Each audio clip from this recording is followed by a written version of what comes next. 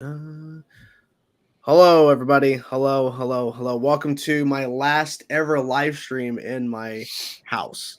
It's kind of crazy to say. Damn. I want to thank AD Hill Season 3, 3W Jake, and Sean for being here. Who knows who's going to show up? I have no idea, but we're here. We're here. Hanging out. We were talking about Stephen Amell because Andy's camera apparently doesn't work. So It's I think secretly Stephen Amell, like we were it is secretly Stephen Amell. But yeah, so I mean, literally, like I was showing Sean here for a little bit before we live. So that's my bed up on the side because we took the bed frame apart. Yeah, that's my door and all that. Yeah, But Batman is still standing. Batman is still standing. Yeah, guys, he got kicked out. Sorry to tell you. Sure did. Yeah, it's kind of crazy. I went to lunch with a friend today, and I came back, and her, my wife's, the ghost, her mom and cousin are packing the U-Haul. So yeah. I'm like, oh my god. And then I was standing there before I came in here. I'm like, looking around. I'm like, oh my god, like this is it. Like it's finally hitting. You know? Yeah. This is kind of crazy. It was what 8 years, if I'm right. 7, 8 around there. 2017. So 18, 19, 20, 21, 22. Oh, 6 or 7 issues. I mean, yeah, been since January of 2017. A long time though. Yeah, apparently in my mom's basement where people claim that I live, but this is a very small house. But no, this was built in the 50s, not a basement. I would know if I was in a basement. There's nothing above me. Literally. I am in a basement. You are. I mean, I might end up in a basement when we get a house. Yeah. But, like an actual house, but like right now, no. Basements are good for these type of things, but you have your people on Twitter that would call us basement dwellers. So just because we have different opinions. Yeah, literally. Oh yeah, I would probably be called a basement drawer 10 times over. Oh yeah. Whatever. Yeah, if you finally debuted Gotham Knights over there. Yeah, I saw you got the poster for Gotham. Nice. Hey, circle is complete now. Yeah, literally. I can't even. Are you talking about the game in the series? The show. The show. Okay, because I was going to say, I still can't figure out how to find criminals in the game. I mean, that is like the least populated Gotham in the history of these games.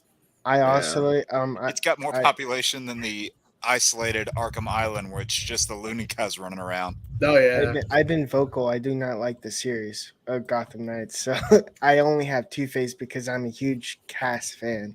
Yeah, I like that actor. He's good. I hope I hope James Gunn gives him a job doing something in the DCU, because I would love to see him doing something.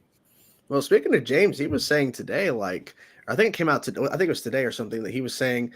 He was like reconfirming everything again. Nothing is canon until Creature Commandos and Superman Legacy come out. I'm like, okay. And then he said, but there may be some story threads and characters before that may pop up. I'm like, no, wait a minute. So you're saying it's the continuity is starting. The canon is starting with Creature Commandos and Superman Legacy, but there's going to be actors who are playing the same role as they were before, and then so. He's kind of gone back a little bit on his initial word. Yeah, so nothing is canon until Creature Commandos next year. A sort of apparative to the DCU, and then a deeper dive into the universe of Superman Legacy after that. It's a very human drive to want to understand everything all the time, but I think it's okay to be confused on what's happening in the DCU since no one has seen anything from the DCU yet. Point. And then here's where he gets more confusing. And yes, some actors will be playing characters they've played in other stories, and some plot points might be consistent with plot points from the dozens of films, shows, and animated projects that have come from DC in the past, but nothing is canon until Creature Commandos and Legacy. James, that's not how this works. I understand that. I think they need to tell him what the word reset means. Well, I think what he's meaning though is like he might be pulling some canon from like Justice League Unlimited, the DCAU, things like that. I mean, that could be what they're pulling from Unlimited, is because if you look at the characters they've confirmed as heroes for Legacy, it's like, okay, this is like it's like Unlimited, right? It's bizarre because once you go to like, oh, we're going to Metamorpho. If they would have said we're pulling Wonder Woman, we're pulling Hal Jordan, Green Lantern, and we're pulling, say, Steel. Okay, sure, that could be Justice League, or it's whatever. We're expanding the roster, but you're like, Guy Gardner, Yeah. and then you're like, oh, by the way, we're also bringing Metamorpho. It's like, oh, what? And then Mr. Yeah. Terrific, like, okay, that is, and then Hawk Girl, yeah. It was the deep cuts. Metamorpho that made me think mostly of like JLA. Yeah, so this thing, so he's confirming those 3 in the DCU. But here's the problem. John Cena's Peacemaker has interacted with the Justice League in the ending of his show. Yeah. That was Jason Momoa and this Flash. is what I think is going to happen. I think season 2 is going to be whatever equivalent we get of Deadpool, where Peacemaker, he will be the only one to remember that, oh, I was in an old universe before. And so he will be the one to poke fun at everything because they don't have Deadpool. So because I'm like, it makes... I can understand Viola Davis getting her own show because, again, like, you can kind of start her from scratch in, like, it's her doppelganger.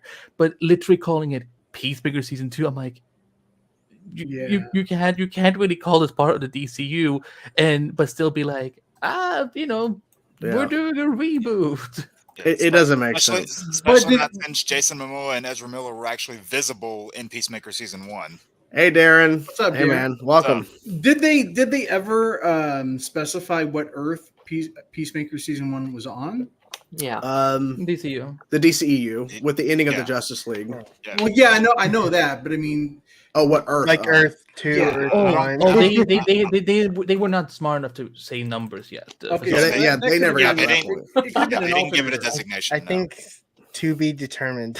Yeah. That's what it should be under. Because like during Crisis, they had all the Earth numbers. It should be. Yeah. We see the Flash go to be determined. You're right. There's also the TUD 25, 26. What they call unspecified Earths on Wikipedia.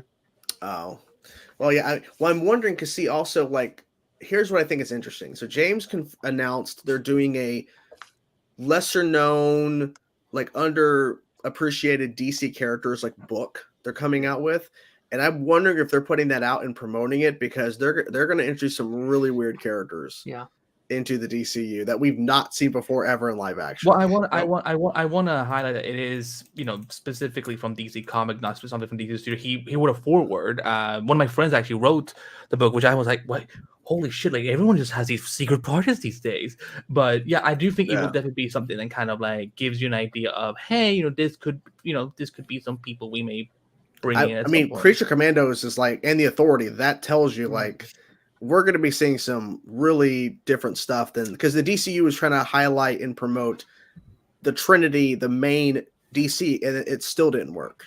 And unfortunately, just crashed and burned. Unfortunately, I mean, I will give James credit. That's what he specializes in, is taking these D-listers that only hardcore comic fans know, and then turning them into household names. And those D-listers are usually these random like way out there groups of misfits, and he often finds a way to bring those guys to limelight. So we'll see what he does. Who thought that you'd be crying at a story in Guardians 3 with Rocket and his 3 friends? Yeah.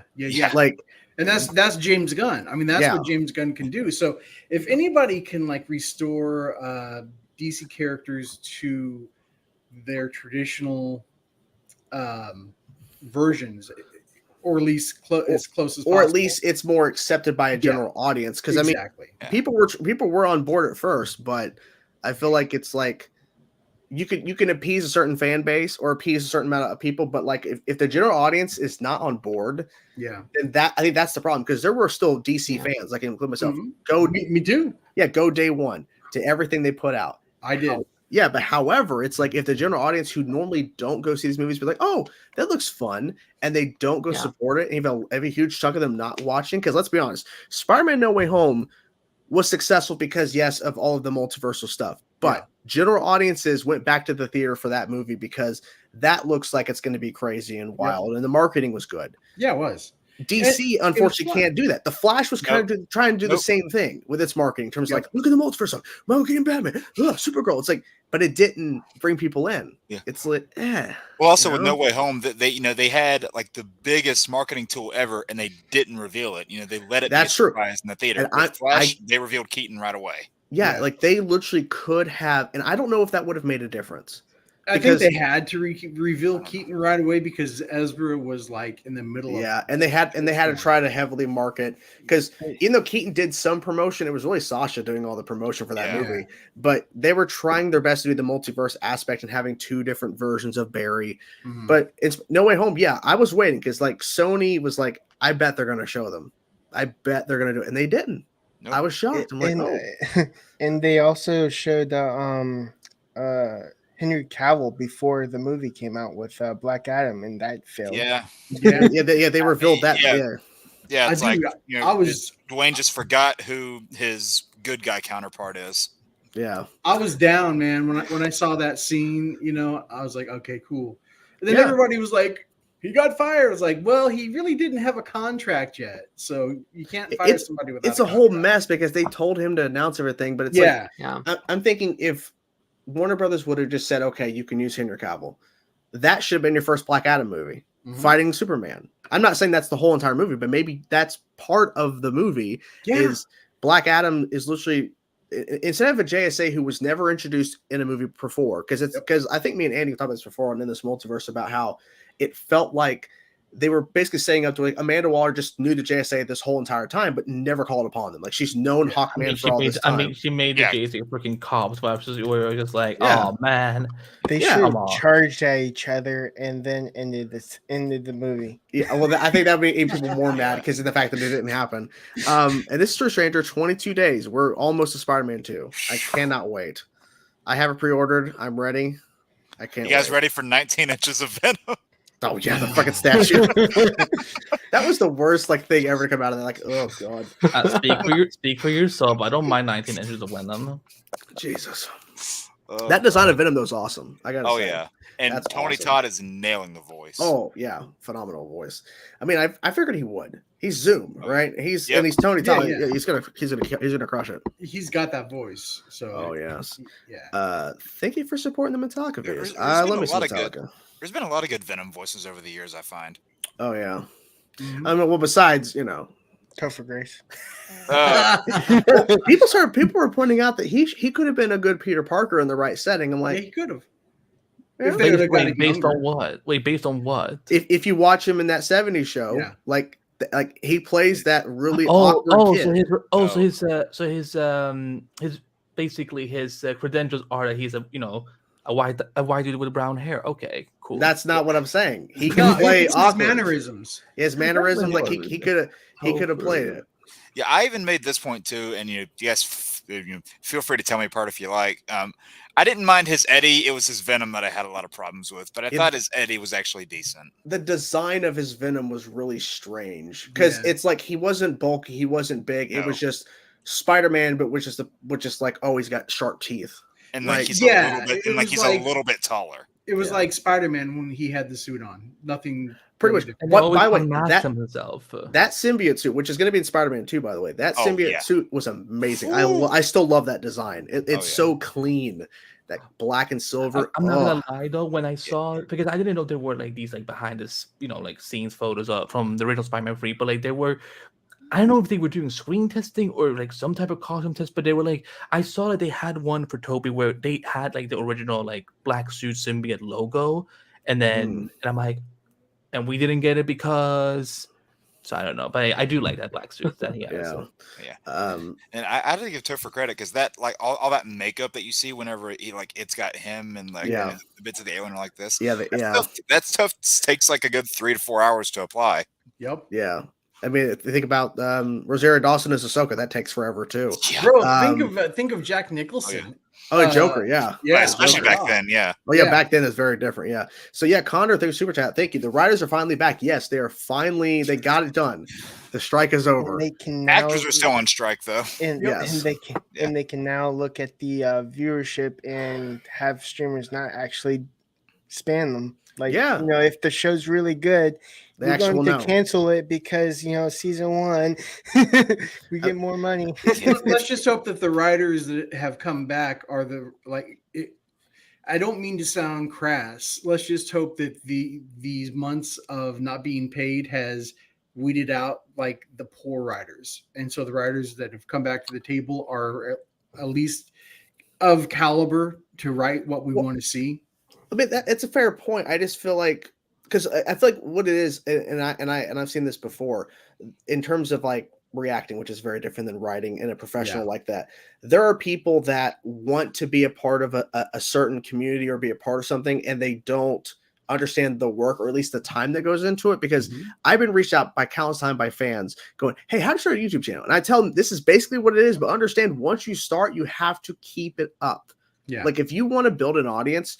But the thing is, for writing, like that's like a thing to where you have to go through, like you have to basically get kind of lucky in a sense in terms of actually getting hired upon places, or you have to basically start somewhere small. And I feel like there's people that they want to get into the business, they don't realize how much work goes into it. They just think, oh, I can just become a writer and I can just start working on a big budget. So that's not how this works. They do the bare minimum, and that's how you get things like the last Ant-Man movie. Well, that's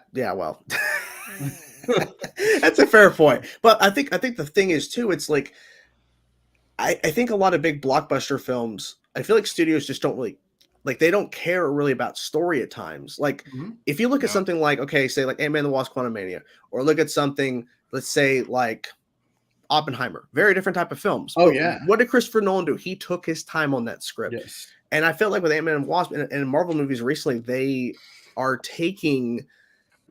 they're changing it constantly, even on set while they're filming. And I feel like that's a problem. Like you should have the script hammered down. I feel like that's why Infinity War and Endgame, they usually like have writers on set for revision all the time though. Yeah. Well, I mean, if you look like Infinity War and Endgame, Christopher and Marcus McFeely and Christopher, I forget his last name, but they worked together, of course, with the Russo brothers for all their projects, and they hammered down the script as much as they could. I feel like now Marvel, like there's so much stuff they're making that there was no way Kevin Feige can oversee all of it. It's impossible. No, we look at how many rewrites Multiverse of Madness went through. Yeah, exactly. It was originally going to be dark, and then that director basically on stage, Kevin Feige's like, no, this is not going to have an R rating. And then the fact is too, WandaVision kept going through changes, which meant Multiverse of Madness has to keep changing because they can't just do something that if WandaVision already covers, or it doesn't make sense for it to jump. And why hire Sam Raimi if you're going to like shackle him? For something like his best work is when he's been able to let loose, do his own thing. So because look at what happened when you compromised his vision last time. Exactly. Even though this wasn't a bad movie, in my opinion, we got Spider-Man 3, which was significantly worse. And when left to his own devices, we got Spider-Man 1 and 2, we got Evil Dead 1 and 2, and Army of Darkness. But if you were to give him Multiverse of Madness and just say, go at it, it would have been a completely different movie. Probably went as far as he was allowed to, because they really pushed PG-13. Yeah. I mean, I think also too, like he would really make it a Multiverse of Madness. I think so. I feel like in this it really wasn't. What were we gonna say, Darren? Multiverse of I would just say that's the problem with just like the entire like MCU is that like I think Kevin Feige directs every single one of these movies, but you have your like Sam Raimi and you have all these other people that they directed this movie. But it's not really them. It's Kevin Feige's. It's always Kevin Feige's vision. Yeah, because he goes in with like a list of notes of things you have to do in your movie. Like it has to be done story wise, and it's like, okay, so if you're telling me I have to do this, this, and this, and it has to end this way for this character, so they jump over to this thing, I can't really plan something different, or I can't really do something that I think would be interesting because you already have this character mapped out for like 4 other projects after this one. Yeah. Sam Raimi also really loves Doctor Strange. So he even in Spider-Man, he was like, even in Spider-Man 2, that's great, but that's taken. Yeah. There's a rumor that he might be in contention for Secret Wars. Ooh. So I love him as a director. I don't think that would work. I don't know. I mean, I would rather see him get Secret Wars than one of these Rick and Morty writers. So he has a very specific style, and I like that style on certain movies. But having that distinct style, I don't think it would suit a massive movie like that. But I could be proven wrong, but I just don't see those meshing together. So the question is, who could direct it? Ryan Coogler. Ryan Coogler. Okay. Mel Gibson. I will leave the MCU. Ryan Reynolds. I mean, Reynolds. Could they? Zack I mean, Snyder. I'm kidding. Could they bring back the Russo? Could they bring back the Russo I'll brothers? take it. Could they I bring would back the love Russo that. brothers? I heard the Russos don't want to come back. No. They said they want to do Secret Wars. They said that Did years they? ago. Yeah, they said that, but they didn't mean this Secret Wars. But they said we would love to do Secret Wars at some point. I would not be shocked if they bring them back. But I don't know. That. I mean, they made them the most money, so That's true. I think, like, I really do think that's too big of a movie. I think whoever's in that seat, that movie will stay the same. Like, I think that, like, that it's gonna have like the same. Yeah, whatever Kevin wants. Because I mean, the rumor has we're going to be seeing a bunch of, cameos and send-offs of characters of past in Marvel projects, which would be like there's so much you have to cover. And I think there's even a rumor they're splitting Secret Wars into 2 movies. Like Kang Dynasty is its own thing, but Secret Wars is going to be 2 separate films. That's smart. Which I wouldn't be opposed to it as long as you're not stretching it just to have a bunch of cameos from people. Yeah, that's true. Well, that's a huge story too. So yeah, well, I mean, because Kang Dynasty, we're like, well, what is that? Like, because the rumor is the Beyonder in Secret Wars is a version of Kang after the events of Kang Dynasty. So if that's true, then okay, so where are we going? And Connor's saying once again, Sam Raimi. I mean, like, I'd be fine if they did announce him, but that's a tall task. And my thing is, if it's Secret Wars is 1 movie, if it's not split into 2, and they're using Kang Dynasty as kind of a setup as a part 1 and part 2 Secret Wars, whoever's directing Secret Wars has to work hand in hand with the director of Kang Dynasty. I forget his name. Destin. Yeah, Destin Cretton for Shang-Chi. They have to really work together because look, with the Russo Brothers, they had both those films, so they were fine. But like, if there's changes happening in Kang Dynasty, Secret Wars needs to be careful. And also, I think they got to shoot those back to back. Yeah. Yeah. You know who I would like to see take on Secret Wars, and it's not an obvious choice, but and I don't know how it would turn out, but I would like to see Steven Spielberg. Whoa. He's got the chops. Well, Steven, he can do anything. He's already proven that time and time again. I mean, who would have thought, what was that movie he did, the musical he did recently? Oh, West Side Story? No one, people are thinking, he's never done a musical before. And then apparently, I've not seen it. Apparently, he crushed it. Yeah. I'm like, really that's Steven Spielberg for it. He can do it pretty much anything. That was our introduction to Rachel Ziegler. And then she's apparently Snow White now, isn't she? Yes. So to answer the question, because Steven was asking about they're doing a Crisis on Infinite Earths movie, and Kevin Conroy is not in the movie. He passed away last year. Yeah. I don't think they've even done the voices yet for that movie. If they have, he's probably not in it. If he is in it, it's going to be a big surprise, but I doubt it because I don't know if they're actually going to cover. I don't know when they're going to cover because it's going to be a little over an hour. That's how long these movies are. I would expect it to be Jensen Ackles. Well, isn't I think it's safe to say Kevin's last hurrah is Suicide Squad: Kill the Justice League. Didn't they announce that it's a 3-part movie? I think it was rumored to be a 3-part movie. Okay, it's not official. Okay, yeah, not official yet. But if it is a 3-part, it would make more sense because of how much they have to cover. There could be archival footage. There could be archival. Well, yeah. I mean, if they were to do that, but I'm thinking new lines, no. I doubt that this movie was even being considered when he was still alive. I mean, it can't be as bad as World, right? That was bad. I hope not. When I saw that tweet go out from I forget what account posted it saying it's coming to Max, and I said avoid it, avoid this movie. I saw that. Don't watch it. And then someone said, "What was it even this movie?" And I said, "I don't even know." Yeah. I don't even know. Yeah, I watched the whole movie and I still don't know what the hell it is. No, and as someone that comments saying, I had a lot of faith, but then the Wonder Woman Western opening dragged on for far too damn long. I'm like, yeah, it did. Well, they had a bunch of those self-contained things in the beginning that A, didn't matter, and B, dragged on for way too long. No, the problem with World is the fact that it wasn't.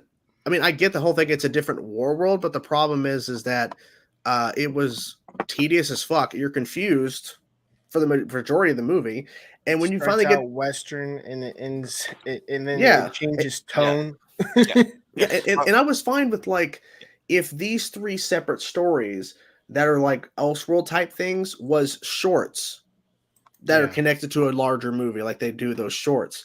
But the fact is, it's a movie, and then you get to Mongol, and it's the last 20 minutes, and they just rush past so much shit. Yeah, like those 3 stories were the main narratives, and none of them mattered really. And honestly, most of what we see in Warworld, we covered in Justice League and Justice League Unlimited.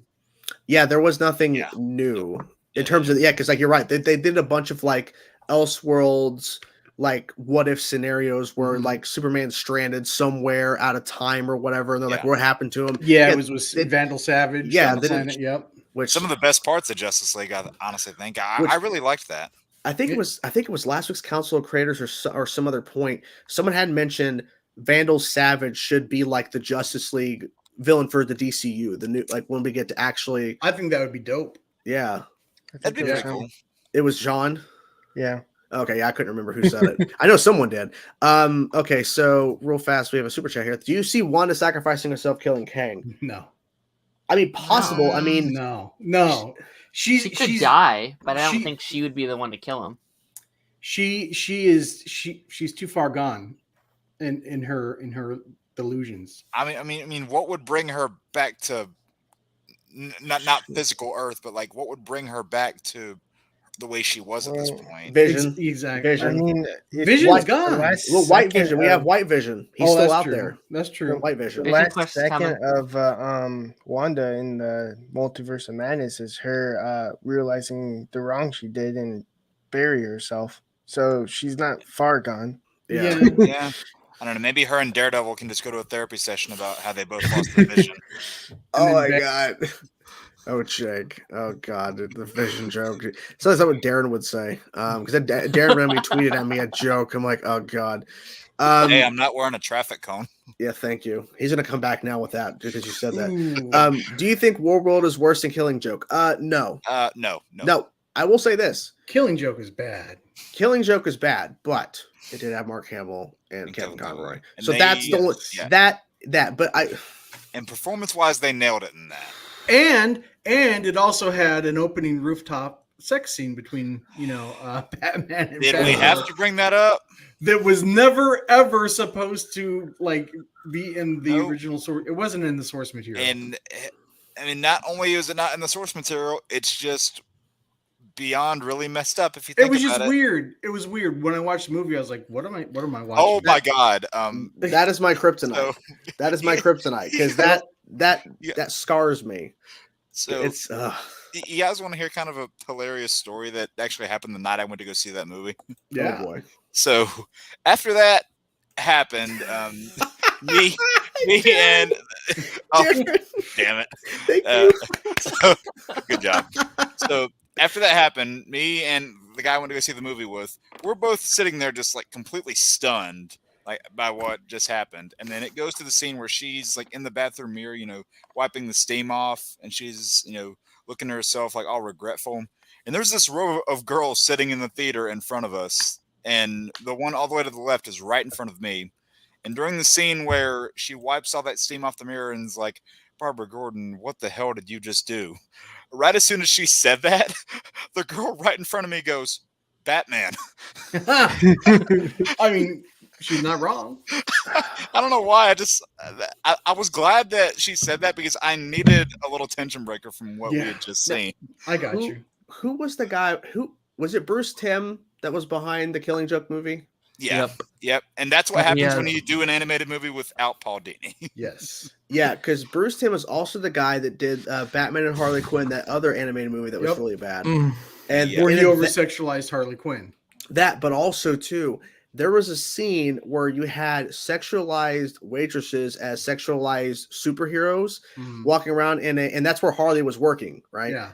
I literally cannot. That's the same thing as the Batgirl scene with Batman. I cannot stand that crap. That is disgusting. I hate that. But that movie was even worse because it was a continuation of the DCAU. Yeah, and it really makes me. The only thing like even Kevin's dialogue at times, I'm like, that Batman would not say that, and especially not that way, and it really bothered me. But to me, it doesn't ruin the legacy because I don't consider it canon. Because it takes place after, and the thing is, too, they had other plans, other stories they just couldn't complete. I just don't. it's whatever because there's nothing that ties into it. I think the best. You can just look at it as Elseworlds. Yeah, you could. I think the best like story that's supposed to tie into the original DCAU is the Fatal Five. Oh, that's good. Yeah, because that's Jessica Cruz. Like you're expanding even more from the unlimited stuff. Yeah. Moving on from all awkward topics, we have breaking news. Really? Oh. Several executive companies will be in attendance. Okay, so they are starting. At least we have a date though, because there was rumors they might even meet by the end of this week, but no. So that makes sense. Fuck rumors, fuck the trades, unless SAG-AFTRA says something. Yep. Don't believe it. Because Deadline and the Wrap and whatever, they really showed their colors during this whole fucking thing. So I'm just gonna leave it at that. Oh yeah. Yeah. So okay, I guess we'll be hearing what's happening there. So Steven's like, so the Suicide Squad game is it confirmed for January 2nd? I don't think it's confirmed. No. And even if it was, the fact is, the marketing will come out. I mean, they've already marketed the game several times before the delays. So I don't know what they're going to do now. Yeah, it's not like Aquaman where you saw nothing right before it comes out. Right. And it's really the game that no one really wants. I mean, because I would prefer Rocksteady to do something original. Yeah, they've done Batman for so much, and let's do an open world Superman game. That or do an original Flash. Or do an original IP because they've already proven they can make great Batman stories. Do something where it's an open world game and your original character. Not saying superhero, just something.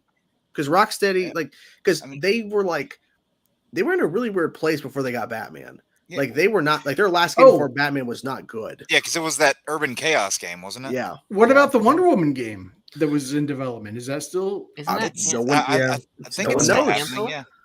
Well, what's interesting is James Gunn, because someone had said, hey, so Wonder Woman hasn't really appeared in much stuff outside of the movies. And he's like, yeah, I'm fixing that. So the implication is that since they're supposedly working with games, he could be like, hey, you announced that Wonder Woman thing way too early, by the way. Yeah. Get on it. Because I would love to see what they would do with it because I feel like that'd be great because Wonder Woman, in my opinion, she's part of the Trinity. Yep. She's being underused over the years outside of comics and movie and in the live action. Bro, but then again, where is her, and even in the live action movie, she hasn't been used good lately. Yeah. No. Cameo. It's like where was her animated series? We didn't get one. That was so good. You see that? Someone did like a Wonder Woman concept, like based off the adjusting Unlimited art style, where they did here's what the cast of the Wonder Woman looked like. Mm-hmm. I was like, oh my god, that's awesome! It looked really cool. And then bring Susan Eisenberg back as the voice. Oh yes. In Wikipedia, the game says February 2nd. February 2nd. Okay. For which one? For Kill Justice League. For Wolverine, I would not expect that until probably 2025. Honestly. Probably. I mean, because they did announce that they had some of the lead designers of Spider-Man 2 has recently now went over to Wolverine to help on that because Spider-Man 2's done. Yeah, because they were trying to get because you don't want that game to come out day one and it's not run well. That would so many people are going to get that game as soon as it drops. I already have pre-ordered, so I'm already ready for it. Yeah, same here. You don't want it to be like Avengers. No. Oh my god. By the way, so with the whole thing where they're discontinuing that game now, they're literally selling it for as little as $3. Yes. Dude, I played the open beta. I streamed it on my channel and I clipped a part of it and people were crucifying me because I was like, this is crap. This is unplayable. I streamed it once and it was my first impressions. I didn't stream it again after that. No. I really just played it for the story and then maybe the first 2 DLC characters that they brought in. Mm-hmm. Then whenever they kept bringing in a character in, there wasn't even a narrative tied to them anymore. It's like, okay, maybe this is cool for 5 minutes, but what's the point? Yeah. That's what I said in my review of it when I finished it because I had got it early because I had pre-ordered it because I'm like, I'm gonna give it a shot. And I literally sat there and I said in my review, I'm like, okay, I like the story overall. There's some issues, but I think, okay, story. Yeah. The gameplay, oh my god. So monotonous. Yeah, because I pointed out there is a if you play through the story, there is one mission where you're Iron Man, you land out somewhere in some sort of hill, desert, plain area. Yeah, and you have to fly or get over to, and you have to go into like this hall into like this building in the side of a mountain or something. And as you're starting to fly, all these enemies started popping up, like tanks and stuff. Yep. You can just fly right all over it and fly into the building. Yeah, and I'm like, you're not supposed to do this. You're supposed to actually go through the level, and then you just fly over. Yep. Like they should have made it to where the environments were uniquely structured to where no matter what character you picked, there was going to be some obstacle in their way. Something. I don't get it, but I think they did a pretty good job with MODOK. But but I just and I didn't even mind the voices either. I didn't even mind the voice cast. Yeah, you could definitely tell that with the redesigns they made, they had to like change them up enough. Yeah, because they got so much flack originally. Yeah, and all because it was like either like it was like too weird looking, or they were trying to go for the MCU-esque and like, no, you gotta change it more, especially with Captain America. Yeah, Someone said no Wonder Woman series ever made. I'm like, someone has to tell them about Linda Carter. Well, also too, it's like the joke that the original face of Black Widow before they made the changes was Grace Randolph. Oh my god! God, I remember that one. That was funny. And yeah, you know they were getting desperate because like as like a last ditch effort, or essentially as their farewell, all those skins, which were way too overpriced, by the way. I'm just gonna go ahead and say that, because having one single skin from like MCU, for example, be like $14-15. I'm sorry, that's ridiculous. Yeah, no, not gonna do no. And then they threw everything in there for free. What the hell is that? Dear. That's from Shazam: Fear of the Gods. Oh, was that thing? Oh God, yeah. I saw the screenshot before I went to see the movie. I was like, what happens in this movie? Out of context, this is ridiculous. That confuses me. God. It's a funny scene. It's just weird. I'm gonna have nightmares about that now. Didn't Gal have in the dream sequence in that movie? Wasn't there a body double that was being used? It was a body double there. Yeah, it wasn't her. Yeah, it wasn't her. I thought the body looked a little bit different, but yeah. Why were you checking that out? why weren't you? I don't know. It just got so. I hope. I mean, this probably won't change my overall opinion of the movie. I'm not the most excited for Aquaman 2. I'll admit that, but I hope for the sake of maintaining really anything that they don't have Gal do another pop up and leave, and that. Well, I just hope that there's a lot of controversy so I can get another documentary. That's what I want. I just hope it comes out. Because what they showed her for one frame? Yeah. I hope it just comes out. It does what it does, and it just goes away. Yeah, I don't see it. I think it's going to be the most like standalone project ever. I mean, as long as you mean like there's going to be no connection to anything? There's I think it's going to be the most like. I think that's what James. This exists somewhere. You talk about a movie that's gone through serious changes. Yeah. Oh yeah. Because I mean, God, like at one point you were supposed to have Michael Keaton's Batman. One point we're supposed to have Ben Affleck's Batman in there. I think Willem Dafoe was cut from the movie entirely. Just to fuck with people, have both Batman cameos. Just why not? Like whatever Robert the scene Pattinson. is. Yeah. Robert Pattinson. So each time, like the scene that Jason Momoa shot, like it just every time it cuts back to the other Batman, it's different Bruce, and it's a different Bruce again. And let's get Ben Affleck, Michael Keaton, and George Clooney in there to do 3. Yeah, we should have like a council of Batman just standing.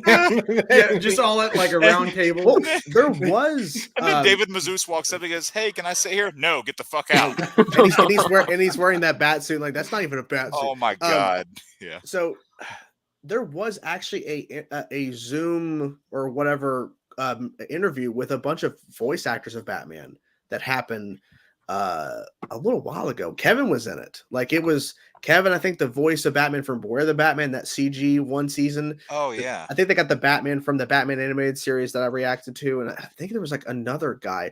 Well, I think what's his name? Was Troy Baker in there?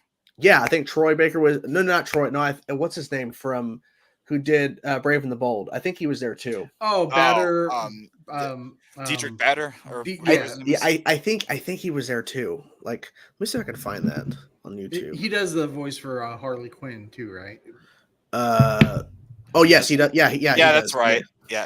At first, I'm like, what? Harley? He does Harley Quinn. Yeah, I didn't know he could go that high. Yeah, no. I had to think about that for a second, but then I'm like, oh, the series. Yeah, my bad. Sorry. It's all good. I don't know. That show was fun, but like, I just can't keep watching it. I think it's called Didwich Balder as Batman and Owlman. Wait, what? Dietrich? Yeah. Dietrich. I said Didrich. I don't know what you. What did you say? I Dietrich just Bader, I think, is how you say his name. I only read DIED, which is died. Died rich. Sorry, I had to. I had to get one more. Like that's the house where that originated, so I had to get one more in there. Yeah, I'm trying to find it. I don't know how I found it before. I think maybe Roger Craig Smith is even there too. I think, or no, maybe it wasn't there. I wonder if Jason Amaro was in there. No, he wasn't there. I'm trying to remember who all was there. Bruce Greenwood, Will Arnett.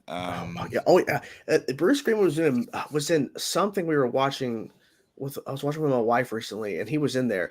Oh no, he was in the trailer for the new show, The Fall of House of Usher, with Mark Hamill's in there too. Oh, but that's Mike Flanagan who did the Haunting of Bly Manor, Haunting of Hill House, Midnight Mass for Netflix. And I'm like, that guy, that is a really good Batman from Young Justice. She's like, of course he's Batman. Yeah. I'm like, yes, he is Batman. He's so good. Yeah, I mean, shoot, like, and Under the Hood, he was amazing. Yeah, exactly. Yeah, God, he's so good. I wonder if Jensen Ackles was even in that thing because of Long Halloween. I mean, I doubt it, but it'd have been funny. God, I don't know where the fuck this is. I'm so annoyed now that I can't find this. Long Halloween was actually really Amber Heard is not cut out completely. We see one scene of her in the trailer. Yeah, no, she's in there for like 1 second. In the trailer, but we don't know exactly how long she's in the movie, though. And say it's easier to hide her from the marketing because she's not the lead, unlike last time. Right. Yeah. I mean, at least Jason Momoa hasn't gotten himself in trouble. Not yet. You got mail. You just got a letter. Yeah, freaking Steve shows up in here. Guys, I just got a letter. Oh. Blue shows up. I actually met that guy in Raleigh. Oh, really? Yeah, he was real cool. He was there during the controversy? Oh, boy. He's 50 now. Oh, nice. Which he doesn't look at all. I'll tell you that. I can't pull up this comment. I'm being asked something. Oh, here we go. So I found it. 1 second, Billy. I found it. Share my screen. We're gonna share Chrome tab. So this is what I was talking about. So you have Roger Craig Smith is there. You have Anthony, who was the voice of Boy of the Batman, Kevin Conroy, and Michael. I don't know what he voiced, who he was. Was it Gotham Knights because of the shirt he's wearing? I guess. Let's see. Michael and Nekos. Let's see. What was the date on that? This was 2 years ago. Oh, then no, never mind. Let's see. When did Kevin pass? Was it last year or was it the year before? It was in November last year. Okay. Oh, okay. Like I think it was on Veterans Day, actually. Yeah, he did voice him in Gotham Knights. Man. Oh, okay. So, but this is 2 years ago. So I guess it was announced early that he was in. I don't know. I don't know. He might have done it at another project, but I'm not sure. I was just guessing because of the shirt he had on. Yeah. I got asked that thing by Billy. I enjoyed The Death in the Family. It wasn't, the greatest thing ever, but I'm like, okay, this is serviceable. It was okay. Yeah. Star Wars Outlaw. Yeah, so that Star Wars Outlaw game is next year. Yeah. Oh yeah. I just love that ad that keeps popping up where Cameron Monaghan has got the two sabers and Mark Hamill's like, they never gave me two. Yeah. Yeah, Eric, we see that because there's a reason why I heard can't be removed. Yeah. I don't know. Let's see. Yeah, so people ask me, Ashley Johnson, she's the voice of Gwen. I mean, yeah, sure. I want to meet everybody. I mean, the fact that I was able to interview Rob Paulson was insane. Oh yeah. So That's kind of that's my highlight. Yeah. The thing is, I interviewed him before I got to the episode where he was introduced as one of the aliens in Ben 10 Classic. And as soon as I heard him, like, that's Rob Paulson, I'm like, damn it, I wish I would have known that sooner, because then I could have talked to him about it. But like, was he trying to take over the world? No, he was a mimic alien called Ditto. And it was like interesting. And then he pops up in Alien Force as one of the Vrito brothers. He's actually in a bunch of Classic as just these like side characters and stuff. Yeah. And he voiced another alien character in early in Alien Force. Yeah. Dude, all he need he's in a lot of Ben 10. Is like his tenure on the original TMNT and Pinky in the Brain. Yeah, because I asked him because I know he's been asked a lot, but I asked him about him voicing a new turtle when he was brought back to do a different one. He's like, yeah, it was really crazy to kind of go from one that I was so like synonymous with to now voicing another one. And the fact that he's like, it definitely changed my approach, obviously, because it's a different turtle, but like, it's like, I didn't want him to sound like what I already have done. And I went to Donatello, right? I think so. Yeah. It's interesting because like I asked him and I was like worried he was going to get upset. Yeah. But I'm like, I looked at because I was scrolling through his resume before I got on, and I was like, you've done so much stuff. I'm like, how are you worried you're going to run out of idea for voices? Because he's worked on multiple projects at a time. Mm-hmm. And he said that in the interview. So I'm like, okay, I got to remember that because you said that. So I'm going to refer to it later. And so that was the one point I'm like, I really hope this doesn't go bad, but I'm like, I'm not trying to be rude. I'm just like saying, as I said, you have over 300 credits easily throughout your career and you're still working. Are you afraid you're going to run out of potential ideas? And he's like, it's possible. Yeah. Yeah. That kind of makes me think of when Troy Baker went from doing Batman in the Lego games to then doing the Joker in Arkham Origins. So like going from that drastic sort of change too. Was his Batman similar in the Telltale series that he did as the Lego or no? I think it's different. No, it's different. Yeah. Yeah. Okay. I'm glad that he found a voice that didn't, because it didn't sound like he was trying to do a Kevin Conroy impersonation. No. Well, then it got even more weird whenever they actually brought Kevin Conroy on to do a Lego game. Because both he and Mark Hamill played their roles in that Lego DC Villains game. They even brought Stephen Amell. Lego. The Green Arrow. Because he first did that. It's almost saying my name. Yeah. I think it was the third Lego Batman game where that was when like Arrow was at its prime in popularity. Yeah, they had like all the DLC they had, like, stuff. A pack. Yeah. And they even had him whenever you would pick that Arrow skin in the first Injustice, they got him to do that. Yep. Yeah. Oh, that's true. And then Flash was even voiced by Neil McDonough in that game. We need to get Steven on, man. Hey, Steven, what's up, man? I love scapping so much. I hope people really watch the final episode of season 2 of Heels, because we can totally save the show. We can just use hashtags forever. Has it not aired yet? The season 2 finale, or has it? Because according to my unit, I can't promote it, but you know what? Fuck it. Yes, it is airing right now on Stars. Well, that's even the point I made in my TikTok talking about it. I'm like, does anybody? I don't know anybody who actually watches Stars. Like, I don't know anybody who does. Like, I tried. The only show I knew people watch was Outlander or something called. I watched Stars years ago, but I haven't in a long time. See, my wife watches Outlander, that Stars show, but watches it on Netflix when it comes to Netflix. So, it's like like that's never the first streaming service I go to. No, because when I think of all the services, I have Disney Plus, Max, Hulu. Amazon Prime. Like, I got a bunch of stuff. I never once thought I need to get Stars, because there's never anything on Stars. Like, Who remembers Quibi? Not even Stars. I remember Quibi. I remember Quibi. Stars, the channel that used to air Spartacus. Maybe one? Spartacus. Which one did it air on? Because I know it. God damn it! I can't think. I sent this tweet saying, "Does your video suck?"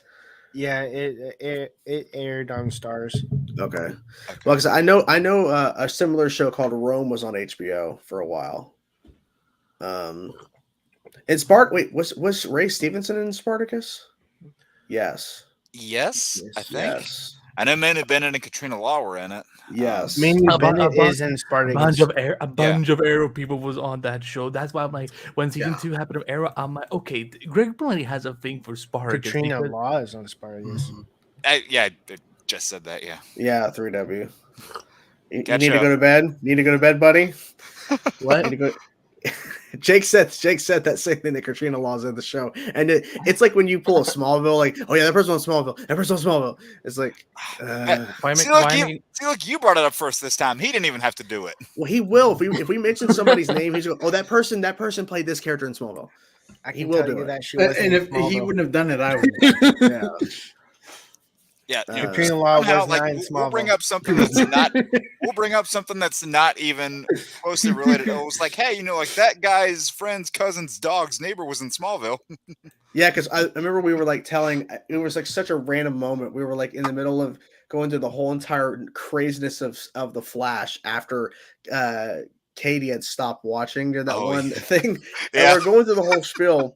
And out of nowhere, we said, "Oh yeah!" And also Nora, Jessica Parker Kennedy, like she played like a version of like in Eddie's mind, like this is the daughter or whatever. And all of a sudden, dude, it was like, she played this character on Smallville. Like, you know what? Yeah, Cicada 2 played as Sarah, a person in Smallville too. So yeah, Katie Cassidy played a possessed girl on Supernatural. Yeah, against Dean, and Dean was on Smallville. Yeah. Yeah, and Stephen wasn't Stephen Amell on not Supernatural. No, the Vampire Diaries. Yeah. Vampire Diaries. God, we probably wrecked Katie that night. I kind of feel bad. Katie was like, "Oh Jesus Christ!" She was like, "What happened?" Well, because she had known nothing about what happened in the final Flash season, so I think we just spent an hour plus tearing it apart. And the whole time, I can just see her face dropping. She's like, what? But at point she's like, I don't think this is real. Like, it's real. Yeah, and then it really happened. The whole thing where they turned into Star Wars at the end. She didn't believe me until Jordan pulled up the picture. Yeah, it happens. What is that when the lightning swords the thing with lightning lightsabers. Yeah. I would say Blue Beetle's better than both. Yeah. Yeah, me too. I would say. I mean, I really enjoyed it. Did not deserve to flop at the box office. No, it did not. No. People are just not going to go see a DC movie right now. DC's got to do an uphill battle. Like they really need a course correct. They need to understand that Superman Legacy more than likely will not make money. Yeah, unless they make it for super low budget, which they won't. But they have to understand going in, Creature Commandos might get a lot of attention, but it's a Max show. It's not going to be available to go watch at a theater, right? And Legacy is not going to make a lot of money. But they could do a Superman movie for around $70 or $80 million. Then we might be making and the thing is, it's not feasible with today how they spend their money. I'm thinking it's going to be between 125 to 150 million. Which is better.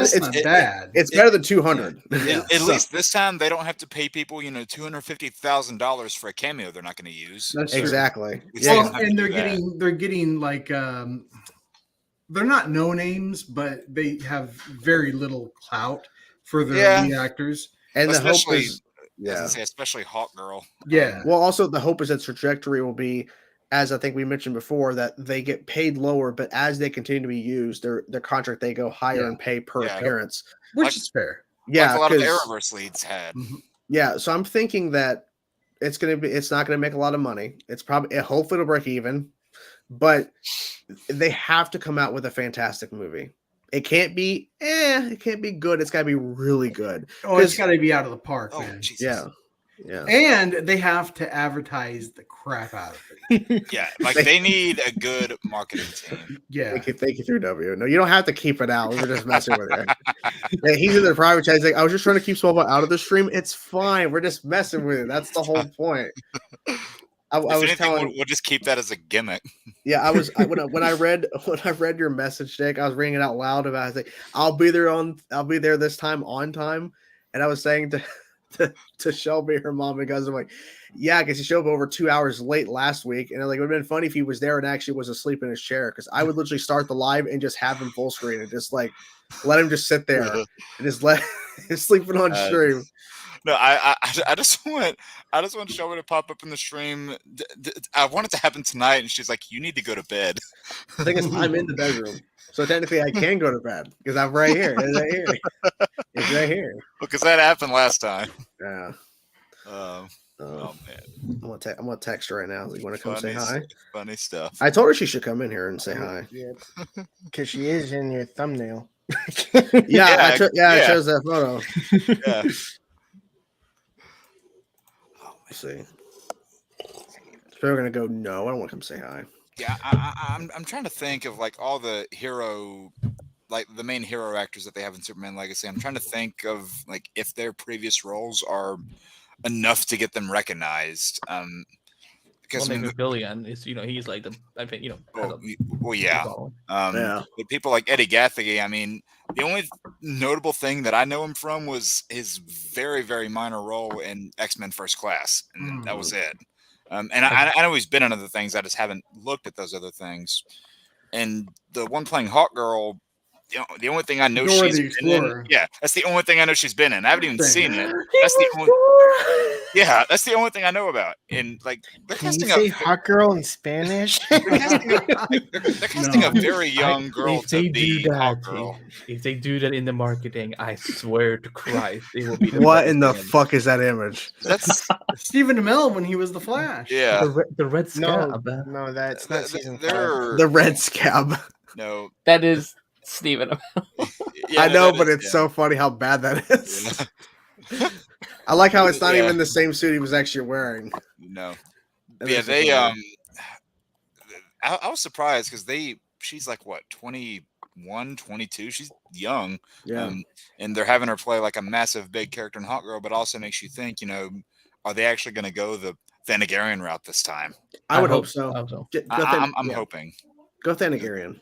Because what they did in Legends of Tomorrow did not work. No. They teased the Thanagarian War, which they would never do because, oh my God, what's this?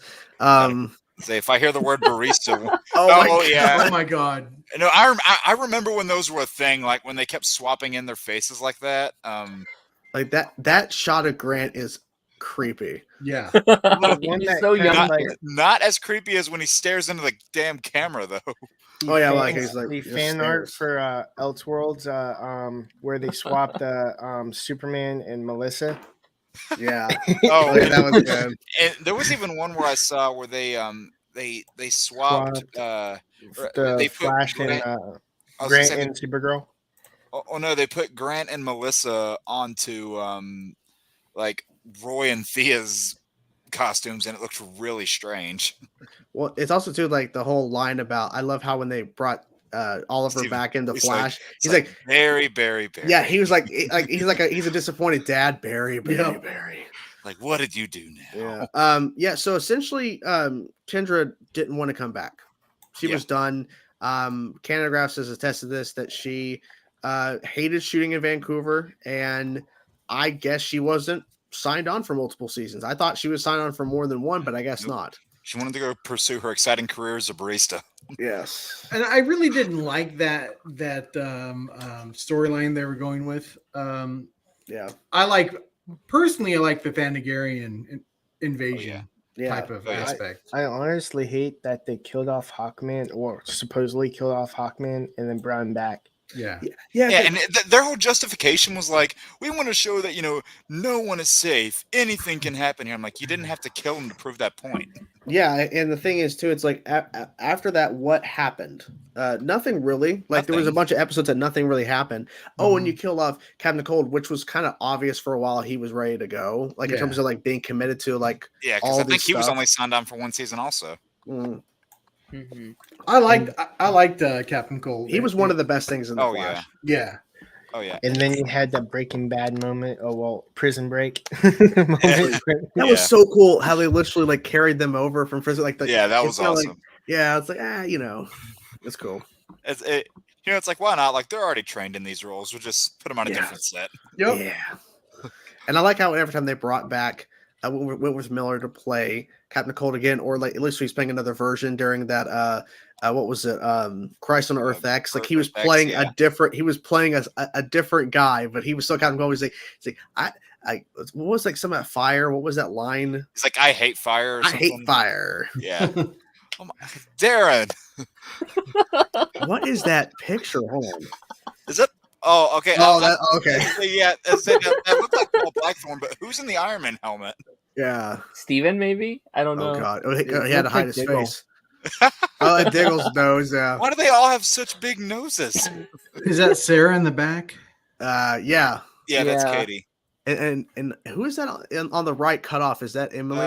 Yeah, that's Emily. Okay. Yeah, that's Emily, and then I can't tell who that is under Colton. Yeah, I don't know. That's Thea. That's no, that's Katie. That's not. That's not Willa Holland. That's Katie Cassidy. Yeah. The one on the very right. Totally looks different now. Yeah, the right. Yeah. Yeah, because the top middle was Yeah, the top middle is Katie Lotz. Yeah. Which is crazy. She was there for the Arrow reunion, but not someone else who was in New York for the picketing. Messed up. You know what? I love Katie Lotz is one of my favorite parts of the Arrowverse. You know, not just because she's hot, but she's badass. Oh yeah. It's my Arrowverse crush for a long time. So. Same here. One thing I completely notice every single time is if I watch Arrow season 1 to Arrow season 2, I'm like, they changed Sarah. Oh yeah, because it's like so weird. I mean, you ever seen these scenes in the pilot, and then it's like they reshot the whole thing. Yeah, the boat going down. Katie Lotz even talked about that on a panel where they had to reshoot that, and she talked about how awkward it was to literally step into that woman's clothes, and she's like, "I'm sure her wardrobe was clean, but it still felt very weird." Yeah, I bet it did. Also, like her falling into the ocean, or like the boat sinking. Yeah, so, like that was a whole thing because like apparently she was saying there was no real rehearsal for that. It was just like, okay, you're just gonna jump in. And it's like, and the machine was running, so like she's like trying, like it's supposed to show like drowning, but she's like at points I'm like I'm getting nervous because I'm like it's really aggressive in here. I even saw differences in how they shot it too. Yeah, because like you could hear like differences when you compare the two scenes. You could hear like some differences in like Steven's performance, for example. Yeah. It's always interesting because it's like, whenever Steven did those flashbacks, and then of course when we have the flashbacks within the show, it's like okay, at points in like season 5, he just threw on a wig. There's no like change, or because they have to shoot so much, like it's kind of hard to because at points in those flashbacks he was clean shaven, but then it's like other times he has to grow his beard back out. So like at a certain point we have to just stop doing that. So he could shoot for like an 8-hour day and like have his island flashback hair look normal, but they couldn't have David Ramsey shave his mustache going from one set to another. Nope, they couldn't have him shave his beard. Did you also notice that Stephen Amell's beard would be short in some scenes and longer in others? Yep. Yeah, well, it's kind of like the Tyler Hoechlin of Teen Wolf, where he just grows it casually throughout the movie, and then goes back to shaving, and then goes back to bald. I wish whenever they eventually gave him that full goatee, I wish they would have kept that. Yeah, because that's actually was it the Legends episode they did that? No. Oh, I meant like when they did that during season 7. Well, I'm thinking Legends season 1 where like they flash forward in the future, even though it was another Earth, like his like white, like long. Yeah, like, no, that was cool. Looked pretty good. That was cool. But whenever they gave him the goatee in season 7, I wish they would have kept that after he got out. Yeah, I do too. I personally didn't like the retcon in Crisis where like, oh, that was actually another Earth we traveled to, not a timeline. I'm like, yeah, because that made no sense. That's weird. Yeah, because when they go to that Earth to get the baby back, which doesn't matter now because the baby gets changed and retconned again and again and again. Yeah, that's just Steven. Like, there's no real aging per se. It's like white in his beard, but it's not long. It's like, well, not only that, but when they go to that future the first time, he knows that he knows that Sarah is alive. He knows that she and Ray went to go form the Legends. But when they revisit that same Earth during Crisis, he thinks Sarah died on the Gambit. So it doesn't make any sense. Really losing his mind is the problem. Yeah. And also that's the whole storyline, and it was just real really unnecessary, in my opinion. There were a lot of unnecessary storylines in Crisis that didn't need to happen. Did he lose his arm in the Crisis episode? Like, not like, was it shown like he had no arms? I believe so. I think Sarah like went to hit him in the arm because she like had preconceived knowledge of that, but I don't think they. I don't think they actually addressed it. No, because I feel like we got to move forward. Well, also too, it's like they had to find ways to have actors and characters go places because you can't have everybody in one room. There should be like a ding if in case like he does have a metal arm because they when she goes strike. I did chuckle at the scene where she was like, "You're a good man on every Earth." I'm like, Katie, you went to Earth X. Did you forget that? Right. That's a good point. You forgot that. Oh man, he's literally a Nazi. Yeah. She said that you literally were one there, but every other place. I mean, but every other Earth, just that one. And then Stephen Amell has actually kissed a lot of women, including Melissa. That's true. Yeah. I mean, at that point, the only one he didn't kiss was his technical wife, and yes, I'm jokingly talking about Nyssa. That's true. Yeah, they never did. Yeah, they never did. It was just and his actual wife that was on the show too. Oh yeah, because they had her play Nora. Yeah, there's a lot of theories about that they also recasted her a bunch of times. Damn it, Darren! Why you got to bring that up? What did he say? What did he say? I said what? I said not his sister. Thankfully, thank God. Nora is. That's Riverdale. His her half brother, Tommy was about to. Yeah. Oh yeah. Your sister's kind of hot. Yeah, and then she was Thea was all about getting up on Tommy too. So. Yeah, and then later she's like, I was kind of screwed up for doing that. Thank goodness. What I was gonna say, like I remember, like when they announced that his wife was playing Nora Freeze in Crisis, there was a lot of theories like, oh, like is she just gonna be stuck in a stasis pod or something? And it's like, no. And there's like, oh wait, what if she's this version of Nora Freeze where she actually has powers? Like, no, it's just she's running around and she grabs her husband's gun, and then like people thought she might pop up again on Batwoman, but it never happened. Which would have been interesting. It would have made sense, but the character did, the actress did not. Oh, gotcha. Oh wait, that was she? Nora Freeze was in season 3. Yeah. Oh, okay. But it was like a different actress. It was like a post. They grew her up to be like her genetics aged her or some sort. It's like Poison Ivy. You know what I'm actually surprised about? Like now that we're talking about Elseworlds, you never saw what the hell was his name? Psycho Pirate in the Crisis. He was never in there. Nope. Yeah, no. He even said the famous line: "Some worlds will live, some worlds will die. Yeah, the universe will never be the same." And then the synopsis line of the Legends Crisis episode was that same quote, and then he's just never there. Yeah. I think that's the problem with Crisis, that they had a lot of plans and they had things they wanted to do, but they didn't have the time or the budget. Yep. I mean, they were misguided on thinking about certain things that actually mattered. Because they thought. Sorry, go ahead. No, I was saying they just thought, okay, Crisis, I get it. Let's have all these cameos. Well, that takes away from your budget that you don't really have a lot of. Well, not even just the cameos. There were some of the storylines that just didn't need to happen. Yeah, Earth 167 did not need to happen because I refuse to believe that's Smallville. Here we go again. Oh God! They didn't need to go through the whole thing where they take Oliver to a random Earth and throw his body in that Lazarus pit. That because his body isn't needed for him to become the Spectre, for one thing. Also, too, and Jonah Hex. They wasted Jonah Hex. Yeah, Jonah Hex did not have to be in that scene at all. It didn't make any sense. And he didn't have the thing, like the stitch on him. No, Sarah gave him that thing. And and this is actually not a factor. They shot this before that. That is that was way before. What if it aired? I think we wouldn't have got half of those characters. Yeah, the last 2 episodes aired January before March when everything shut down. Yeah, Arrow had already ended before the outbreak. Yep. Yeah, and so the pandemic unfortunately caused us to where we couldn't have more crossovers until Flash Season 8 attempted a version with Armageddon, which was actually good in my opinion. And then that was the only good part of Season 8, though. Great in some parts, but awful in some others. Can't wait for the animated Crisis. I mean, I'm not looking forward to it because they're rushing the hell out of it, Steven. But if you're excited, that's cool. That's fine. That's cool. Yeah. But they're rushing it.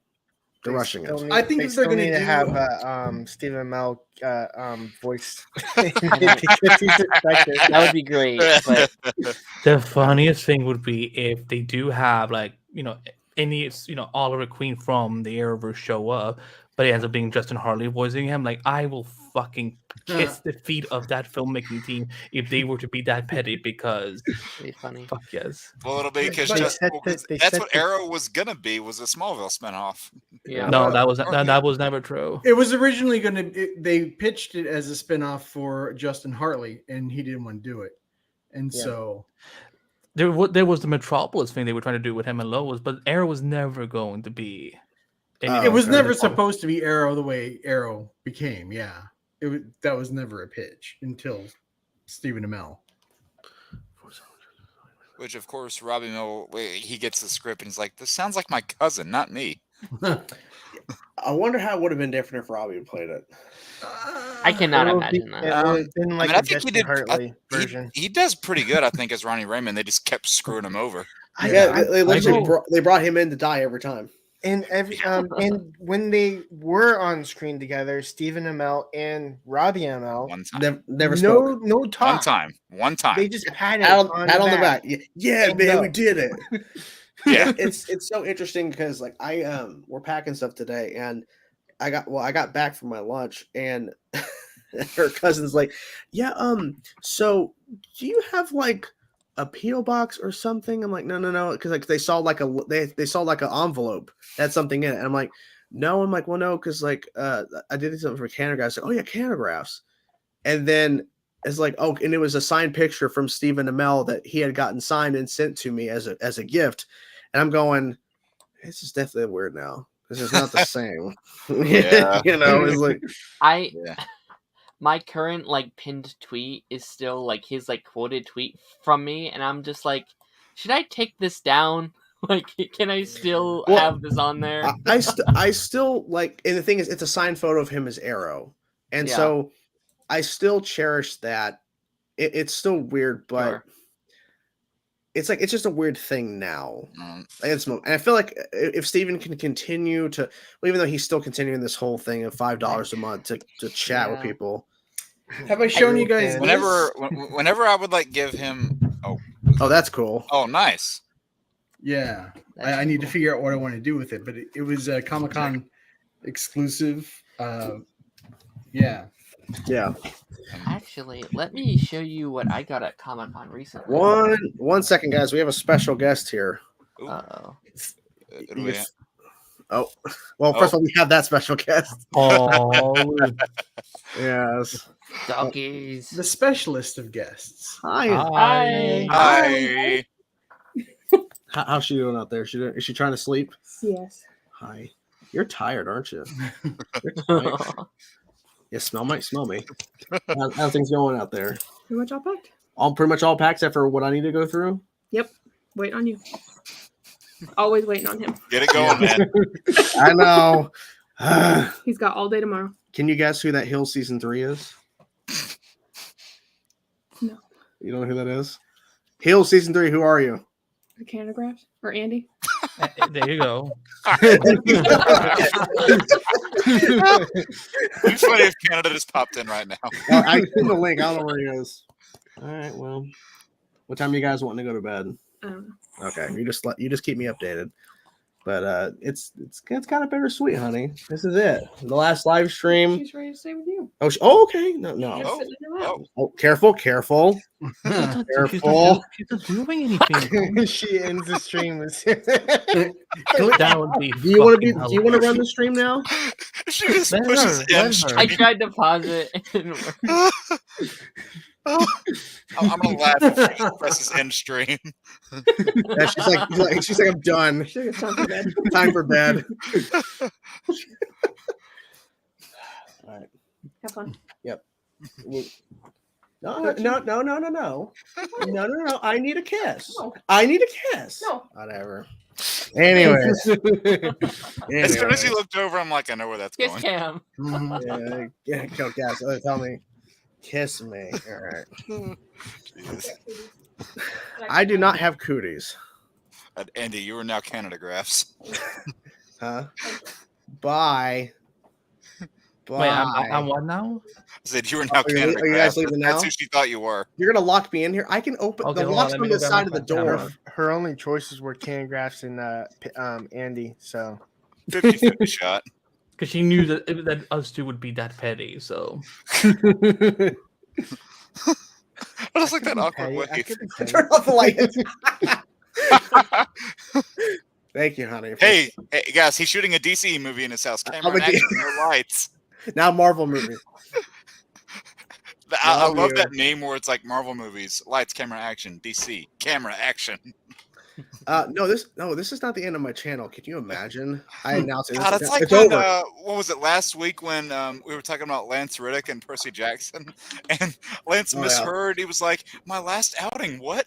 Yeah, because John's like, it's Lance's last outing, and Lance is like, "What?" He's like, "Wait, my last outing, what?" And I was like, He got so freaked. Yeah, I sent Lance the link. Yeah, Tom Welling did say that, but oh my god, this image, this is new animation. I know, I saw that. It's great. Oh my god, they actually got a thing of that. Mm-hmm. He looks so happy. He loves this meme so much. You can tell. Oh, he loves it. Yeah, Steven clearly loves it too. Oh yeah, his tweet saying people are fucking. Oh god, it's so popular that even like Elon Musk is using it. Oh yeah, I got so much flack for because when I started criticizing a lot of his comments, they were like, "I mean, come on, like you were like a big Arrow fan for the longest time, and it's like you were constantly praising it." I'm like, one, I still like the show. Two, I'm allowed to criticize what he says. Three, what he says outside of it doesn't have anything to do with the show that ended 3 years ago, and I shouldn't even really have to explain that. Jesus, did you hear that barking that just happened, or was it just me? No, that was. I heard that. Yeah, I was like, oh god, yeah, she's my dog is sassy. So I picked this up a couple weeks ago at a con, and I had to pick it up because it reminded me of like the Arrowverse. Hold on, let me. Oh, yeah, let's full screen that sucker. Hold on, I'm trying to get a. There you go. Oh, that's awesome. Yeah, that's bad. I thought it was really cool. That is cool. That is cool. Oh, I see that. Wait, you got some Halloween stuff behind you too. I do, yeah. Not have a face. What's that? One time. Does it look like it looked like Reverse Flash didn't have a face? It's like it's dark. Yeah. Yeah. Oh, okay. Oh, it's that mask that was on Crisis on Earth X. You know, the one that's like kind of. Yeah, over his. Oh, okay, yeah. Yeah, that's cool. Which makes no sense because unless the Earth is toxic or something. Well, yeah, where did that even come from? Because it was gone immediately. Who knows? I'm looking to buy more stuff when I get my room. And how did Green Arrow forge a kryptonite arrow? Doesn't matter. You know what? I actually think it makes it better that we don't know. Like he somehow got a hold of this thing, and it's awesome. He traveled to Krypton and was like, "Can I have a piece of stone?" Yeah. Pack me up in a box. Why do you have a kryptonite arrow? You cannot pack me up in a box. No. Oh. He asked the Flash to go to Earth 38. Maybe. But I actually sent Jordan a picture a while back when I used to be working in warehouses, and there was a box in there that I was unloading. It just said chainsaw on it. I sent him. I was like, "Hey, I found you." There's an imposter on the PS4 with chainsaw. I'm just gonna put you over here in the corner for a little bit. Do you want this? Yeah. Oh, hold on a second. I'm trying to grab it. There you go. Huh? What bug? What was that? That's not a bug. You know what that? In this. Oh, was the I don't know what that was. I don't know. Is the ladybug coming back for one last round? The ladybug's here. Yeah, the ladybug's back. Oh my Jesus, god! Can you imagine? That would be just the most bookend way to end this place. Yeah, you just leave tonight. Bye. No, she's not staying here. Oh my god, no! Don't you dare! Shut the dog in here. No, open the door. Don't leave her. She should be like scratch at that damn door to get out. Nice crown, Darren.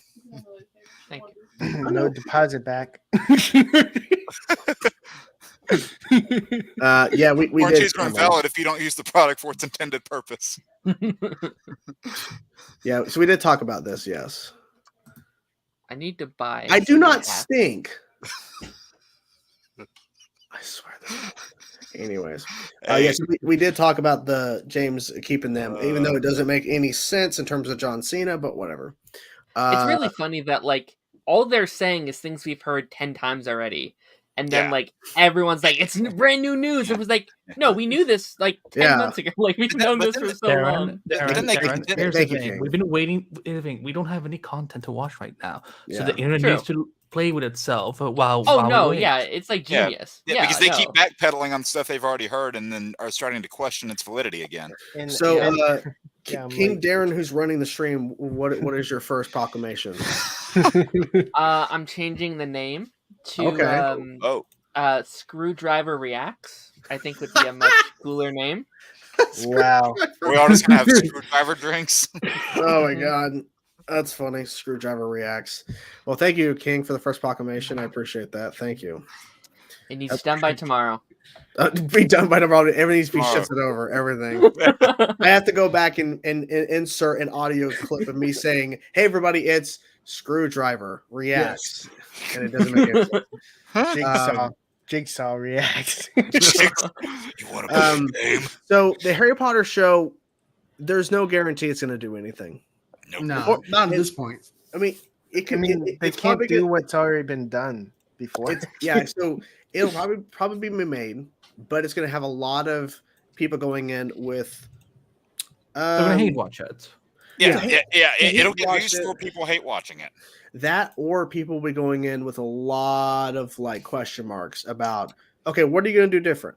Because so you're going to have your group of people that are going to expect it to be like Rings of Power as far as quality and deviating from the source material. Yeah. And even if it's not, they're still going to make a million videos about it every week. Yeah. Mm-hmm. Even if the show's good. Every day they're going to be making videos. They're going to be making videos right now. It'll still get buzz. Isn't the creator it's going to do amazing. Going to be like attached to it though? Yes, she has to because she owns it. And if she's not, then they deviate. Yeah, can't deviate. Well, she will have the final say, but that's the thing I think me and Andy had discussed, because we had a long discussion about this when that news first broke about the show and her involvement, because that's the only way Warner Brothers can do it. Yeah. Because even though, yes, they have the rights because she sold the rights to them in terms of the however long the contract is, if she's not involved, they can't do it. That's the same thing that she gave consent in terms of her Hogwarts Legacy, but they could not make it without her permission. Right. So, the way we look at this. Sorry, I had to. The way to look at it with J.K. Rowling when it comes to that new show is that her being involved can just be a royalty title in a lot of ways. Because at the end of the day, they are looking for a new showrunner. That will set up their own writers' room, and frankly, they will be paid well. Yeah, paid better. But like she will not be the one that decides day-to-day decisions. Like, no, she's not going to be the showrunner. She's probably going to be like an executive producer, like a consultant or anything. Yeah, but if they want to do something that's not from the books or something they want to shift that change, she has to approve it. Yeah, which I think is fine. Yeah. This is good news. Yeah, House of Dragon season 2 finished filming. Good. I'm surprised, but then again, they're like, "Hey, the majority of the actors are not in SAG." Like, so, and it's aiming for a release of summer 2024. Yeah. Okay. Cool. Which is that's good. Good, and I'm hoping. Here's my hope that they just go ahead and announce House of the Dragon season 3, because I think if they keep making people wait forever, because used to be Game of Thrones was coming out every year, but I feel like they need to just get ahead of like the long wait. So I hope they just announce season 3, or at least they go start shooting. Because if they release, say, 2024 summer, they announce season 3 ahead of time and they start shooting it before season 2 comes out, so that they don't have to wait forever. Because this is like one of their biggest shows they've had in a while. Yeah. So, if I would announce the season renewal the day of the premiere of season 2. So, best case scenario for other new shows like like Harry Potter that hasn't even begun casting yet. We're looking at like probably 2026 before we see anything at maybe all. 2025. Yeah, maybe like a summer 2025. I think Sean is more like closer to that. Like it's either 2026 or even 2027 because they could spend all 2024 properly develop it, then 2025 filming it. And filming it, and then 2026 it like actually premieres. And because if they're doing let's say they're doing 8 episodes a season or 10 like shorter episodes, but I feel like they're going to do 8 longer. Yeah. That's going to take some time because if they really want to make this high budget, it's going to take a while to shoot. So I think season 2 of House of Dragon was filming for months. Like it was, Wait, is House of Dragon the one that does 6 or 8 episodes, or was that Game of Thrones? Game of Thrones started out at 10. They started cutting towards the end. They said that season 2 is less. I think it's 7 episodes per season. I think so. But each episode's like roughly almost. It's like an hour. Yeah. I feel like Harry Potter's going to do the same thing. It's like it's going to be hour-long episodes roughly per episode. Hopefully it doesn't pull a Stranger Things and make the season finale a 2.5-hour movie. Oh yeah, that was so much fun. They should just call that. They should just have that as a movie, not a part of the season. Right. Yeah, I agree. I remember, and it would have made so much money too. Oh yeah, if theatrical, yeah. I mean, I know this is not going to happen, but if after the show ends, if they actually release like a movie in theaters to actually end the whole story, would be great. It would crush it. Yeah, it would make money. Yeah, people want to see that. Yeah, and one other thing, I find it. This is so hilarious. They were thinking that they may. There's talks that they may use a little bit of CGI to age the kids down a little bit to make them look like they're still in school. But here's the thing: there's nothing more 80s than having 20-plus-year-olds play high schoolers. That's what they're prioritizing Wednesday and prioritizing Stranger Things over anything else right now. That the strikes are over. Yeah. They should be prioritizing Cobra Kai. Let's be honest. Some of those actors, especially, Terry Silver has increased. They're getting up there in age. I would rather see Cobra Kai. I mean, I want to see all these projects, but I would rather see Cobra Kai. Oh, by the way, Andy, how is your Cobra Kai binge going? I'm waiting for Jordan to fucking move so we can watch episode 10 together. So we can watch season because he did react to the season 4 episode 9, the start of the tournament. Nice. He has not seen the finale yet, but we're gonna watch that whenever I get up to Michigan and after Indiana's small sidetrack. It got to the point where where we were doing this with season 3, where like I had to like wait days when he was till he was available. So I was like, fuck, what am I gonna do? I have to watch something else. So I started watching The Bear on whatever, and I'm like, well, shit, this is only like 20 minutes long, and I finished it, the 2 seasons in like 2 days. And I saw an ad for that today.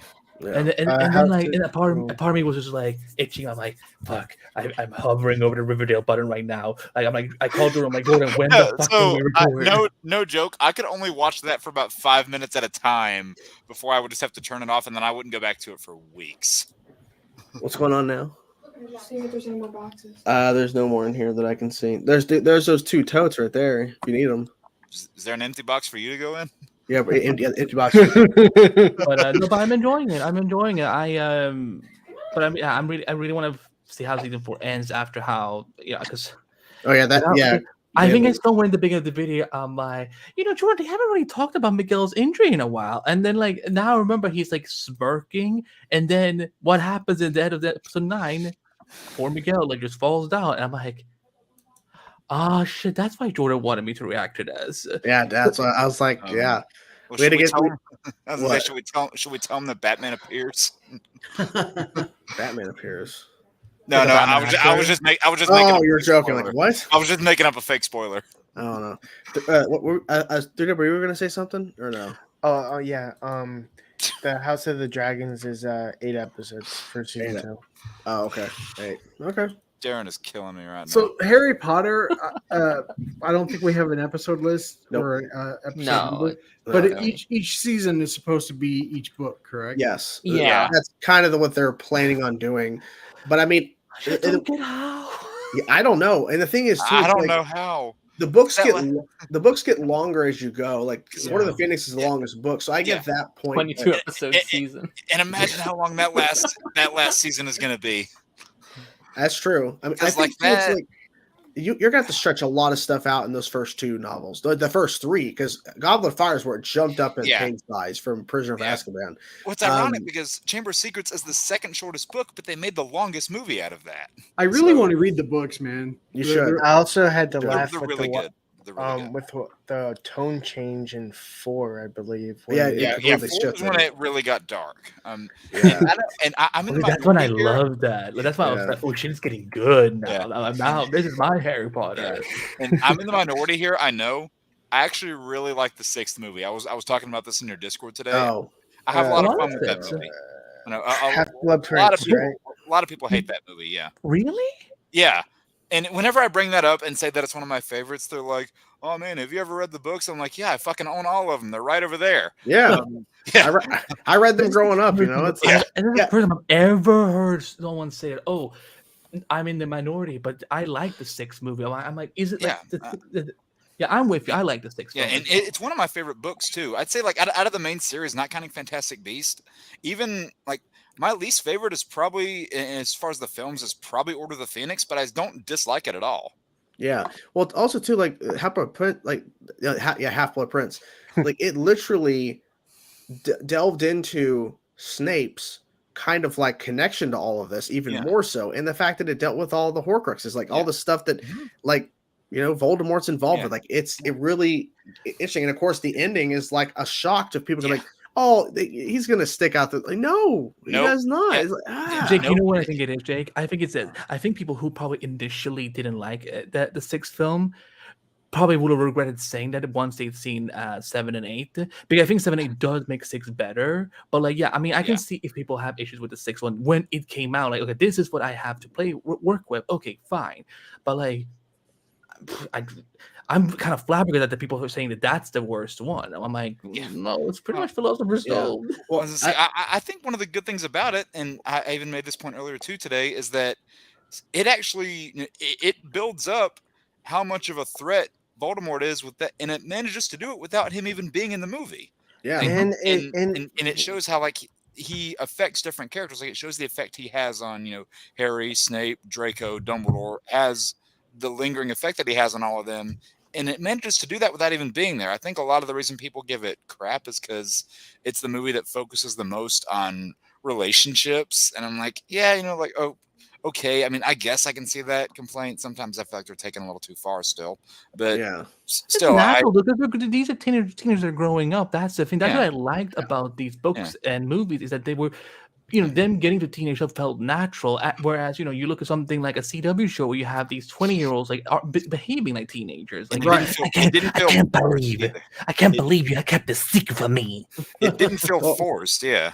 Question is, do you think the HBO Harry Potter show is going to be airing on HBO, like the HBO cable, as the same time as Max, like House of Dragon is, or do you think it's going to be just strictly a Max show? No, both. I think both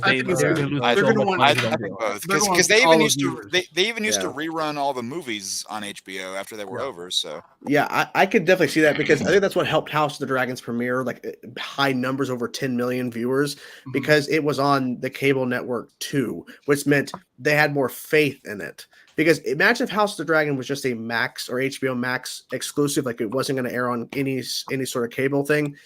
It'd be like, okay, so you really don't have a lot of faith in this HBO. Like your name's on it, but you're putting it on Max strictly. Yeah. Oh Jesus, what is that from?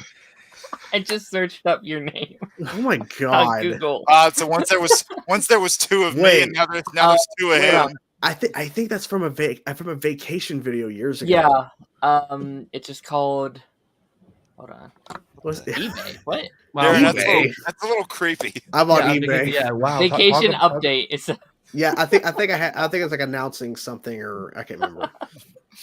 I guarantee you have a whole list of pictures now on changing the he probably this is his new hat change because he's not showing himself that much. I ran out of hats, man. Yeah, he ran out of hats. So the Cobra Kai was eventually. I'm surprised that happened. Yeah, Cobra Kai wasn't even finished writing. Like they were not even done writing the final season. Nope. So unfortunately, no. But that's actually good because imagine if like they had shot part of it and then when they finally go back, it's like it's hard to get the continuity correct because they had to wait for months to get back to shooting because they still haven't got a deal for actors. Even who knows how long it's going to take? Yeah, it is amazing how certain like continuity errors that you see in certain shows that are like staring you right in the face, and yet dozens of people just don't notice it. Oh my gosh, Stranger! Thanks for so much for that. This Chainsaw's Face 1 week in a dang dawn of smoke. Jesus Christ! Thank you. I mean, no, I was gonna say I don't blame Quentin so much for drinking now. Exactly. He's like, I can't do this. Jesus, man. Good times. Oh yeah. Yeah, I miss watching that show. I do.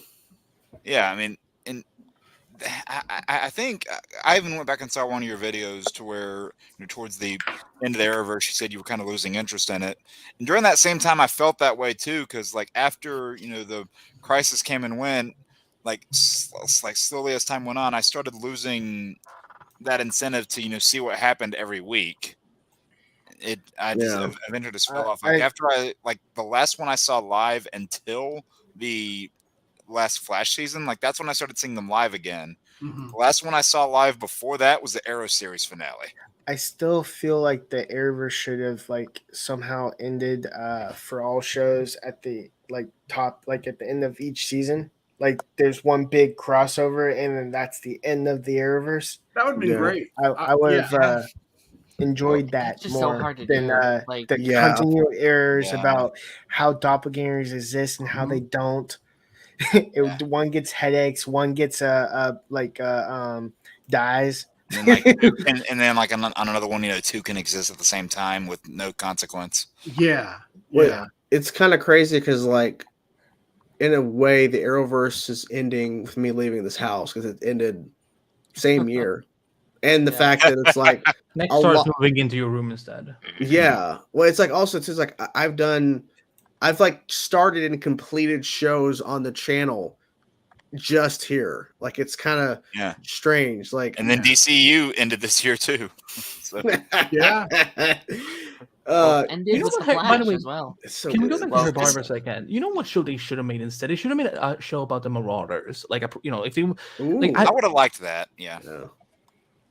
I still would have wished they went with the show Wonder Girl because I kind of like that adaptation to it. Yeah, I like the actress who played Donna Troy on Titans. I thought she was really not that one. Yara Flor, the Brazilian Wonder Girl. Oh, okay. Yeah, okay. But yeah, she was good. She was, except they killed her with lightning. Except they killed her with the stupidest fucking way.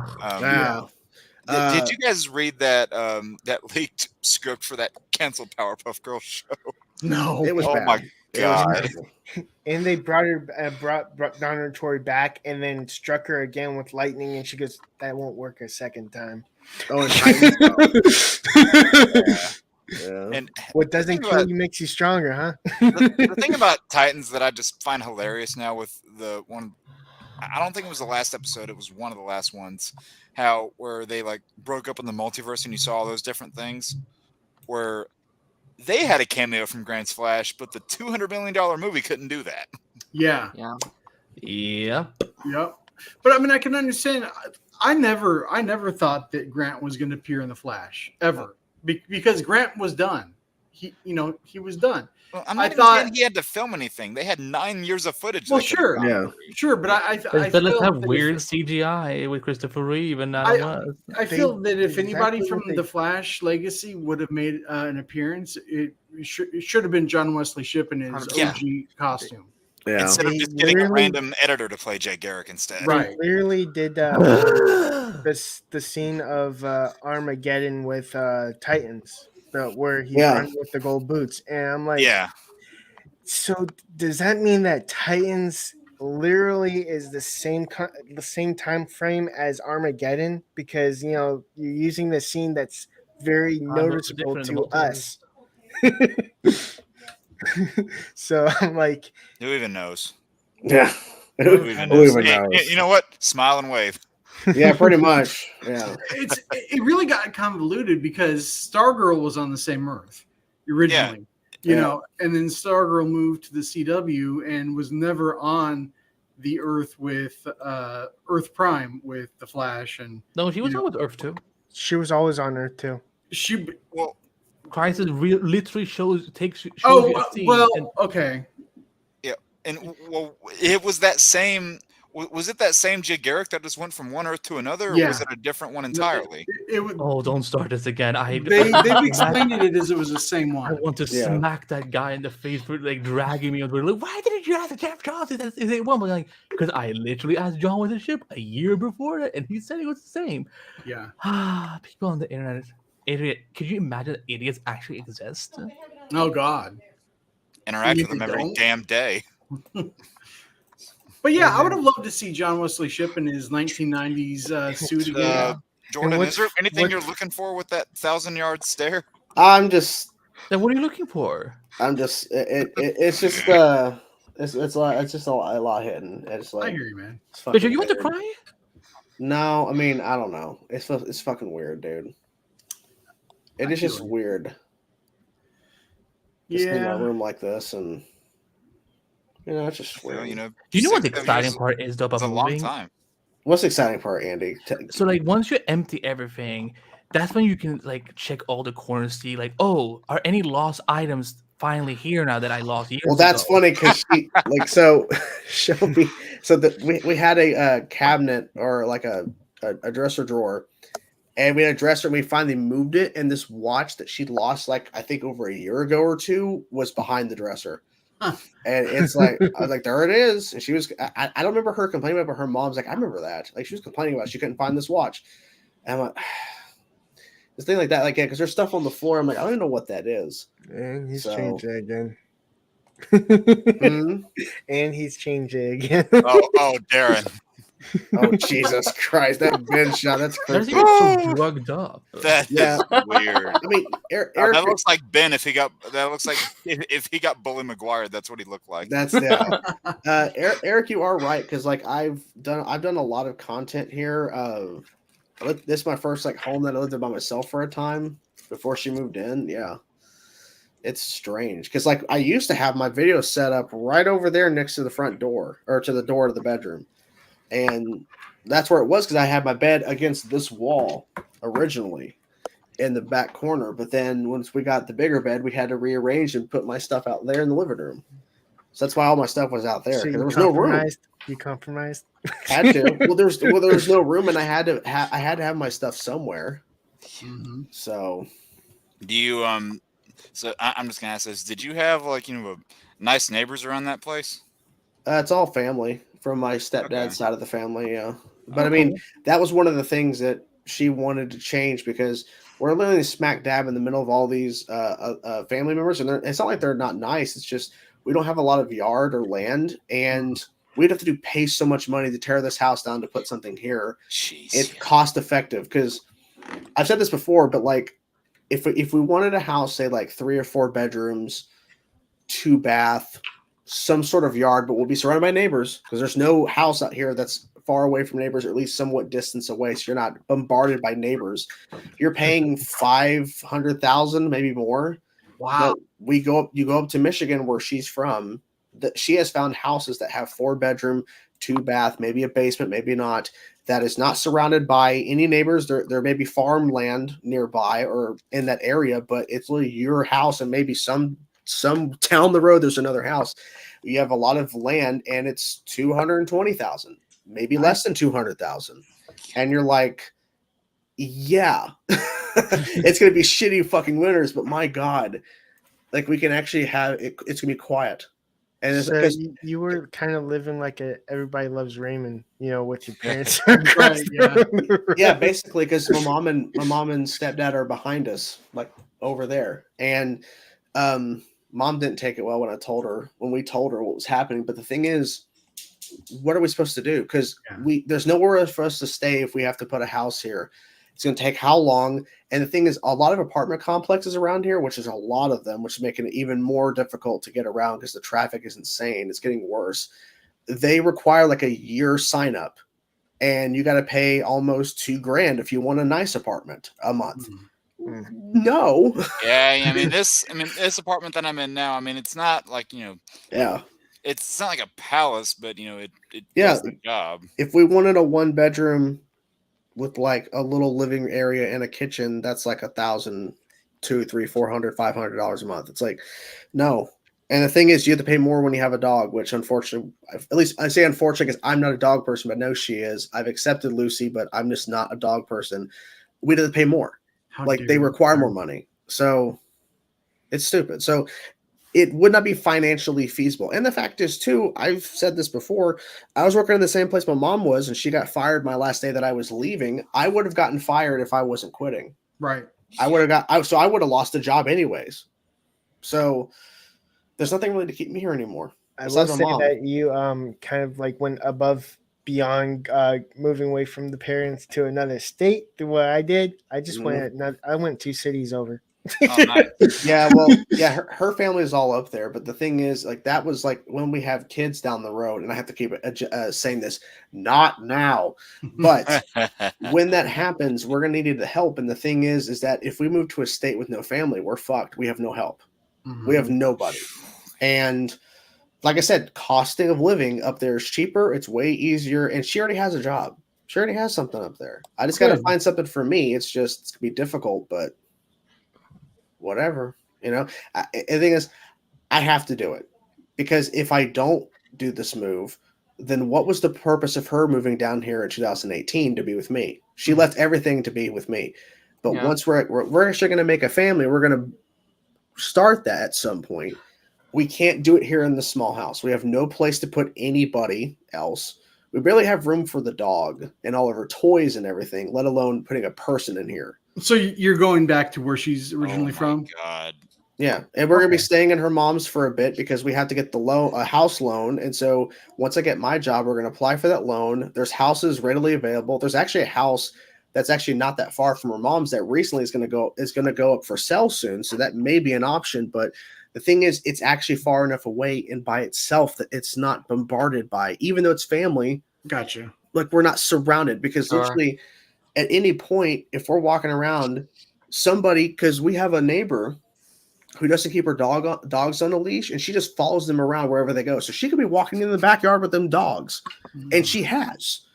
And it's like, we have no space for ourselves. And the fact is, we've literally put too much crap in this house. We didn't realize how much crap we had until we started really packing stuff up and going through everything. That's usually how it happens. Yeah, I've taken probably at least 10 bags of trash and probably 4 or 5 totes and bags, maybe even more, to Goodwill.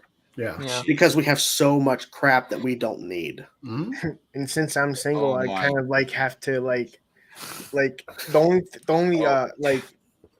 things I like own that are important to me is like right here. Right? Oh my God! Somebody just. I was really hoping. I forgot about this until this person brought it up. Jesus. I can't highlight the comment, but yeah, that happened. Crimson. Yeah. So this happened a little while ago. I'm sitting here working on my computer, and I hear this noise coming from outside. I hear T-Y, T-Y, T-Y. I'm like, what the hell is that sound? So I get up, and I'm trying to find where it's coming from, and then it gets louder and louder. I'm like, this is coming from inside my apartment. So I go out into my, it's like a hallway entryway-esque area, and there's an Asian kind of elderly lady standing right there. And she's looking at me going, T-Y, T-Y, T-Y live here, T-Y live here. I'm like, no, there's no T-Y here. She goes, oh, sorry, bye, and then just leaves. It was just because she actually walked into my house and started screaming T-Y. That just really caught me by surprise. Yeah. That's why you lock your doors. No, exactly. So so do you guys know what fob locks are? Yes. No. That is the door to my apartment. It's fob activated. So I don't know how the hell that woman got in there. Well, fob locks are not infallible, so they can be hacked. Yeah. Yes, she hacked it. I mean, this woman, so she was pretty aged. She didn't have a cell phone on her. I'm guessing she was just going from door to door looking for someone named T-Y. Yeah, age is with a card that could get into your apartment. Yeah, clearly. I mean, it was just so creepy to suddenly have someone be inside my house. Yeah, Like, I got my terminal you? changed. I got them changed the next day. Yeah. It's messed up, man. Yeah. Also have a chain on the inside, so when they open the door, it goes boom. I probably should get that installed on my door. Yeah, that's a smart point. Every time I go to a hotel, I always lock that chain thing. Yeah. Oh yeah, yeah. Every time. I have because they're like housekeeping, and then they don't knock; they just fucking come right in. Yeah, I have no less than 4 locks on each door. There you go. Over security. You never know. I mean, depending on what kind of stuff you have in your house, you want to make, and that's the thing I was also thinking about too. Is like whenever we get the house, I want to get a Ring doorbell system. Yeah, I want to get all that set up. Yep.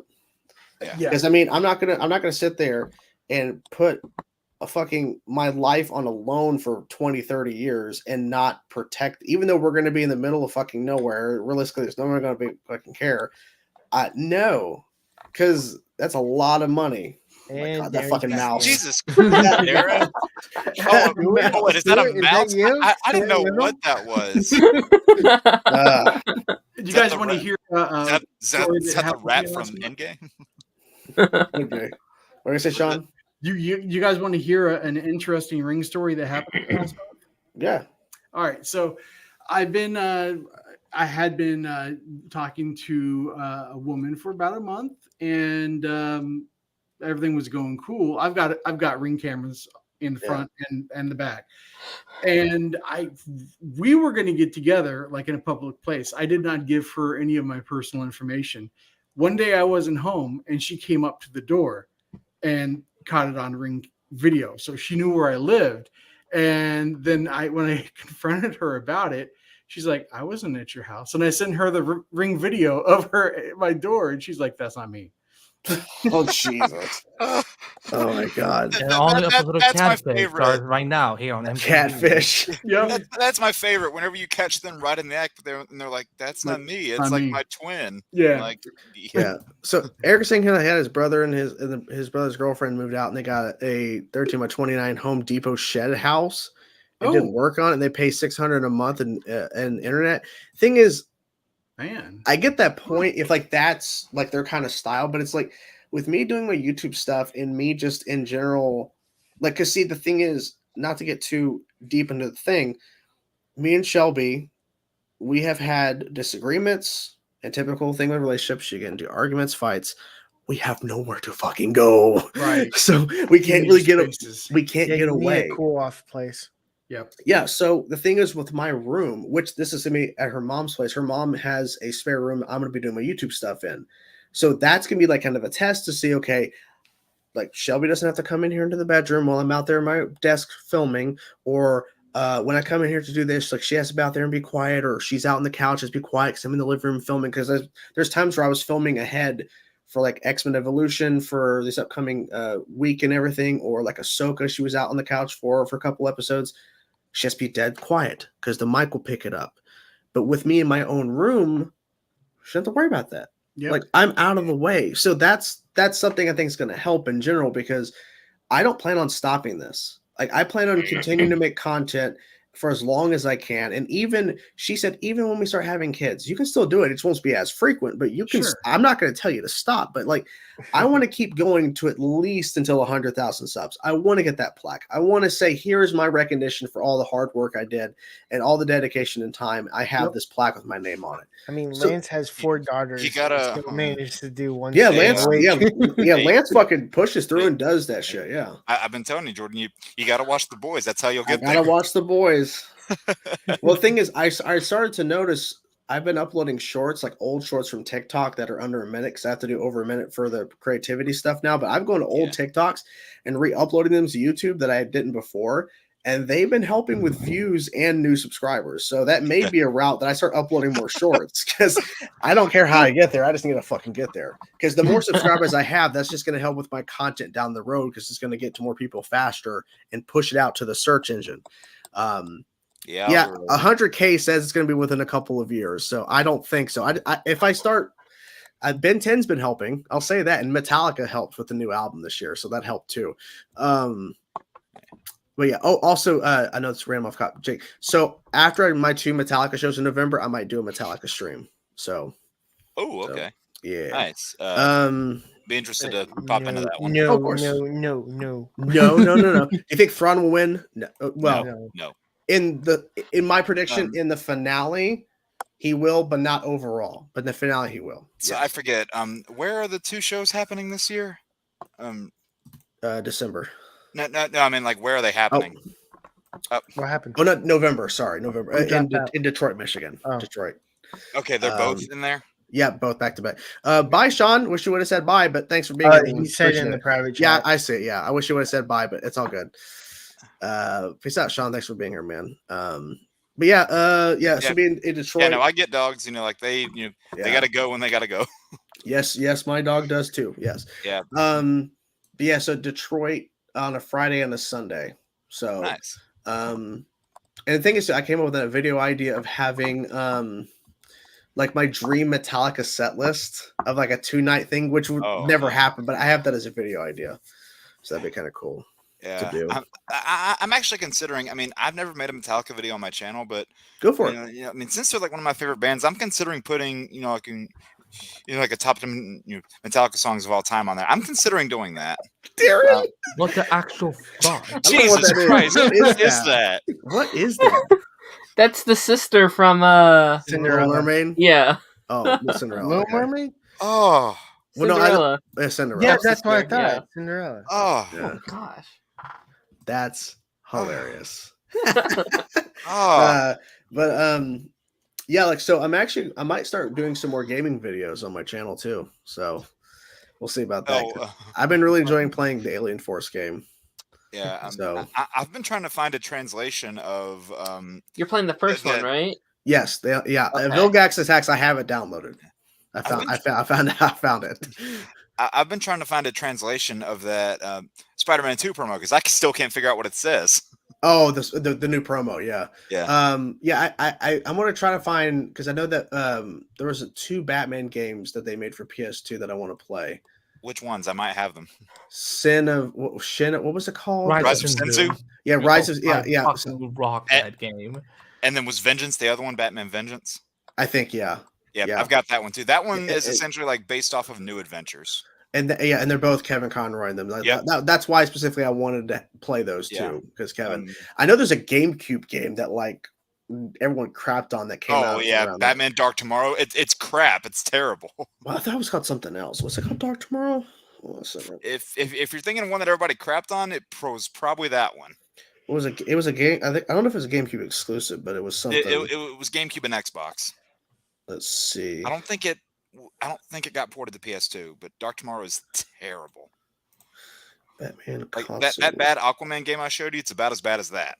Oh, and that's based off of whatchamacallit?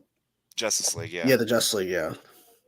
I spelled console wrong. I'm a fucking Wait, how did you misspell it? Like, what did you put? I put ILE or something. I don't fucking know. My brain is not working. I know that. Consile. It's definitely not council. Yeah, it is. Yeah, Dark Tomorrow. Never mind. Yeah. So I thought it was something else. Yeah. So Batman Vengeance is I got that. Yeah. So I don't have them downloaded, but I have found them, so I know I can get them.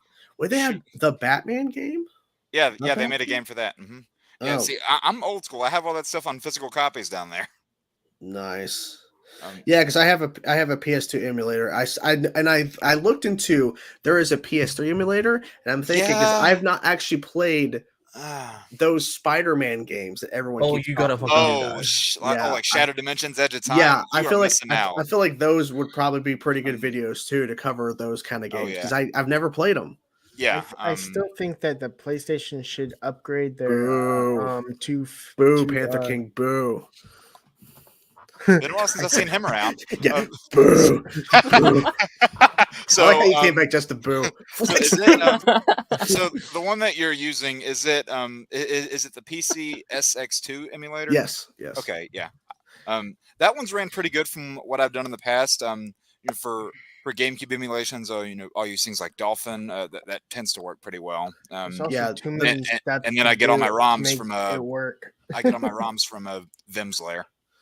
Yeah, because I looked up ROM for because like the Vilgax attacks Ben 10 game, which is the Alien Force game. People are saying, "Oh, that one's better than the one you're playing," but that ROM was not available on the site where I got the Ben 10 Alien Force game, so I had to go and found another site that had it. Gotcha. How far in are you? I beat level 3. So I filmed. So since the levels are so fucking long, I'll get back to your super chat in a second. Long. Yeah. So part 1 was obviously shorter because that's already out. I filmed part 2 and part 3 Tuesday before her mom and cousin got here. So part 2, that's when you play as Kevin for the first time. Okay. That was long. It's a really long. But I like the fact that it was actually a different level because the pier in level 1 that was so fucking tedious and just like monotonous. Like there's no actual change visually. And then part 3, of course, is, and I like the fact that it's actually switching back between Ben and Gwen as playable parts in that. So I've got to level 3. So I have those 2 videos I've yet to edit, but I've already created a thumbnail. No, I've uploaded part 2. I just haven't made it public.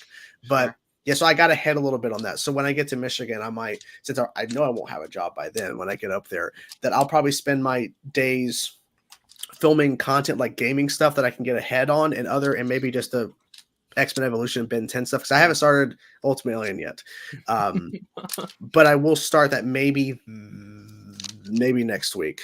But once I do, I'm gonna try to cram in as much filming because if I get a job where I have to actually go in person, which is probably likely happening, I don't know.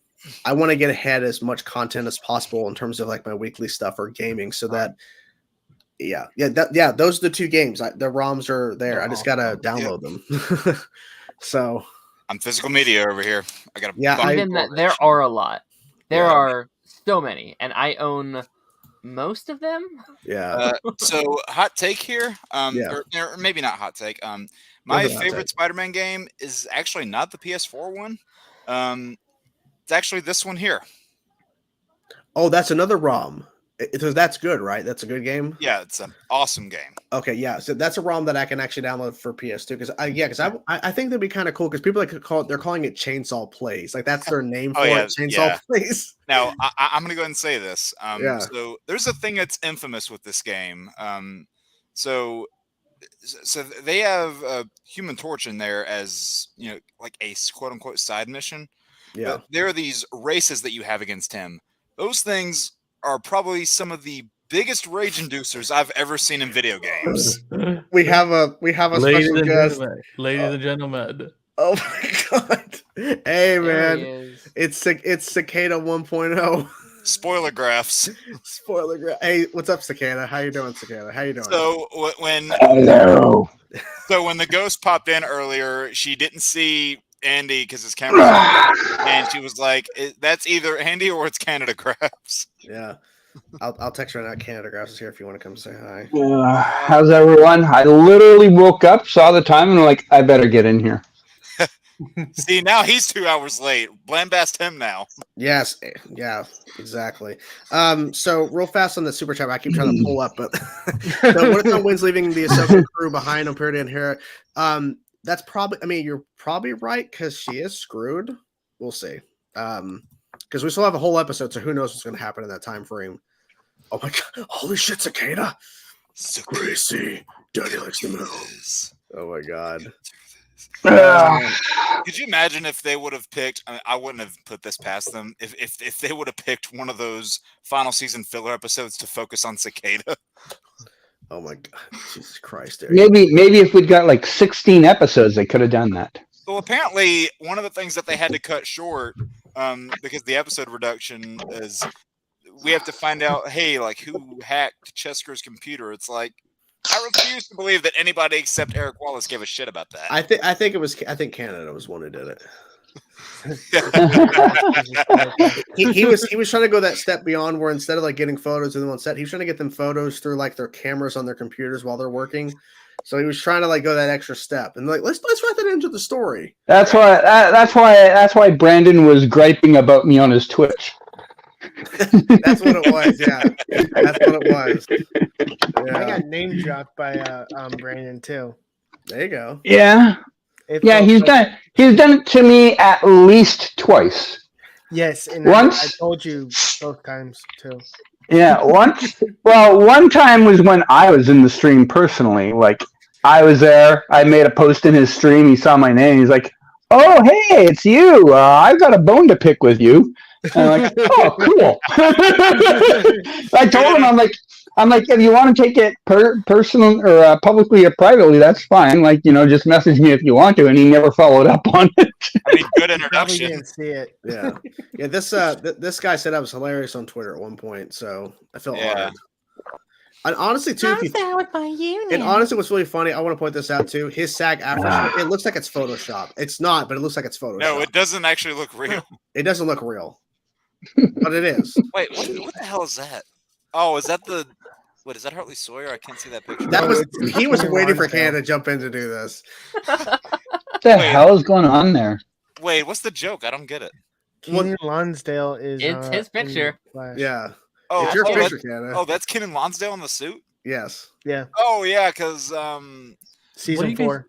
Yeah, that's right. Harley wasn't even in the season 4 premiere. That's right, and that's not even the season 3 suit that he was in. Because Kenan was in the season 3. Since Darren pulled the image, he should be able to find out what that's from. Unless Canada I know that immediately. Yeah, that doesn't make sense. I don't understand. Wasn't there another point where actually Wally wore the original suit at one point besides that? No, yeah, it was the season 2 and 3 suit that he wore until Barry came back at the beginning of season 4. I can't remember. Yeah, I have photos of Wally wearing one of the Flash suits. Yeah, because he got stabbed in the leg when he wore it. Yeah, it was against those Hemorrhoids. Yeah, that's what I was trying to come up with. The thing that DeVoe had, yeah. Yeah. Ahsoka will have a season 2. It'll be after the movie comes out. It'll be another story entirely, probably. So Jordan, I'm curious. I know you were talking about emulators. Do you actually still collect any physical media games of older systems? No, because obviously right now I don't have a job, so can't do that. But at one point I still had some old stuff that I had from years ago, but I gave away a lot of it to Goodwill and stuff. I'm like, I don't need this. But I still have my original copy of X-Men Origins Wolverine, the actual good game that was actually really fun versus the movie. But yeah, that game. I even have the original PS2 Slim. That one? But the Slim? Okay. Yeah, I had the bulkier one or whatever, Yeah, that was my first one, but but that broke. Yep. The PS2. What's bad about the PS2 Slim is because you can't actually buy the any game because they're like $100 now. Exactly. Yep. And I'm like, I'm not paying for that shit. Yeah. One of my friends was saying that he might, sell, a lot of his games to GameStop, and he's like, "What? Do you think they'll give me $100 for this?" I said, "Maybe if you include your car." Yeah. Well, it's funny because I was Shelby's mom was surprised when I told her that I took my PS4 Slim that I had bought in 2017, and I ran the crap out of that until I got the PS5. She's like, and I told her I took it with its wires and a control. Fucking Darren! Oh my god! Oh my god, that's fucking funny. On that note, gentlemen, I have to get going. Okay.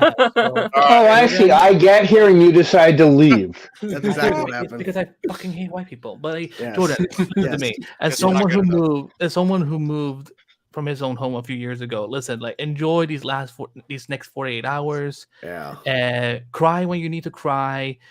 Sleep when you gotta sleep. Be nice to Lucy and just look forward to the next chapter because because trust me, I think you're gonna go away very quickly from missing this place to being like, oh, thank God, I'm finally out of here. Yeah, I feel like I'll hit that pretty. I feel like it'll be like a constant flip back and forth in terms of that. Yeah.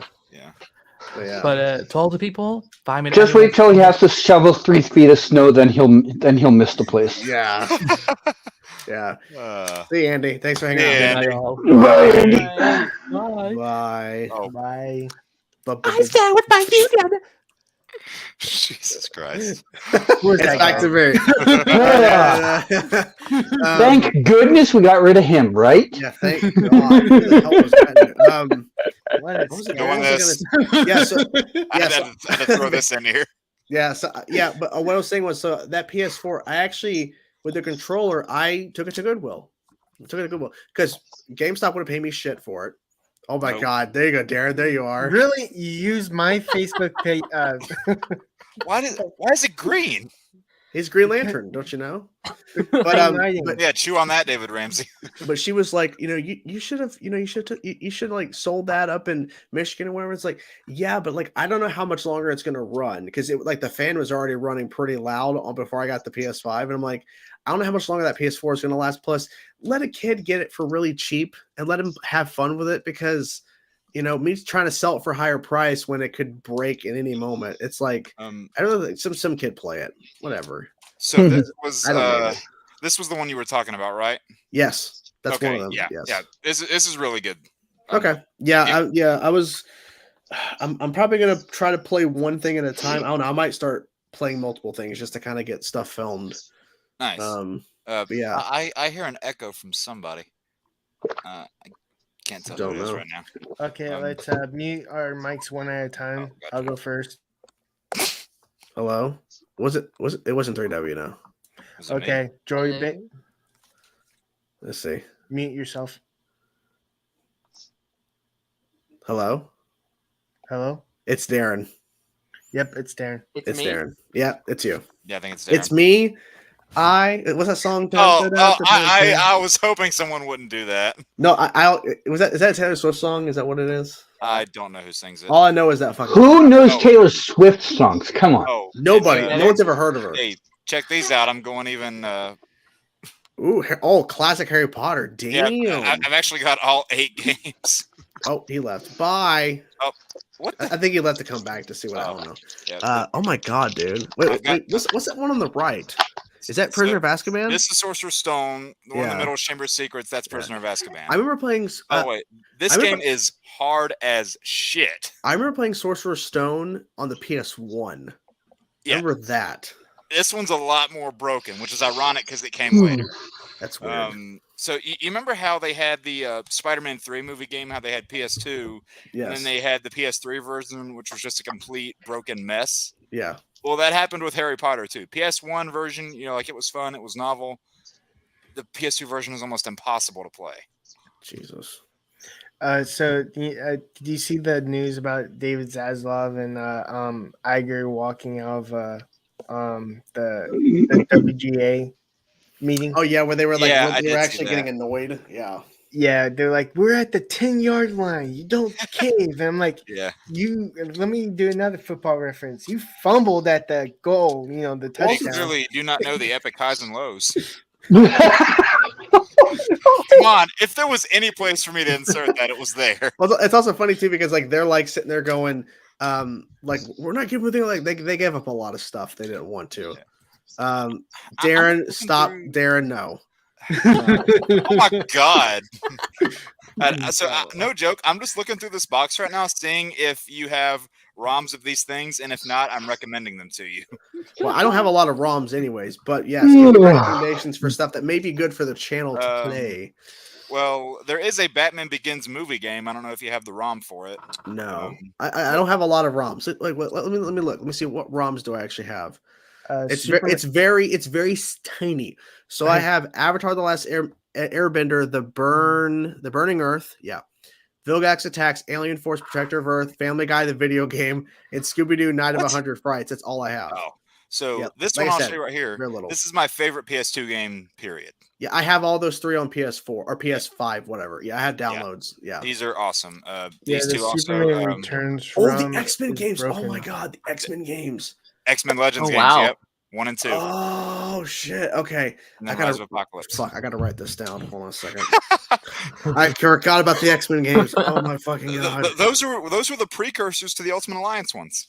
Yes, I forgot about the X-Men games. Wait, is what's that? X-Men Legends? X-Men Legends 1, and then Part 2 is Rise of Apocalypse. 2. I'm gonna mark this as ROMs. And then they had a DC version of that game with that same template where you have multiple party members, and it's this game here. Yeah, I try to play that a little. I was like, it's okay. Yeah. X-Men Legends 1 and 2. Let me show you this actually, because so this is the Alien Force game that you will probably never be able to play. Okay. And let's see if you can. So it was Ben 10 Alien Force, the Rise of Hex, and where Hex was the main villain.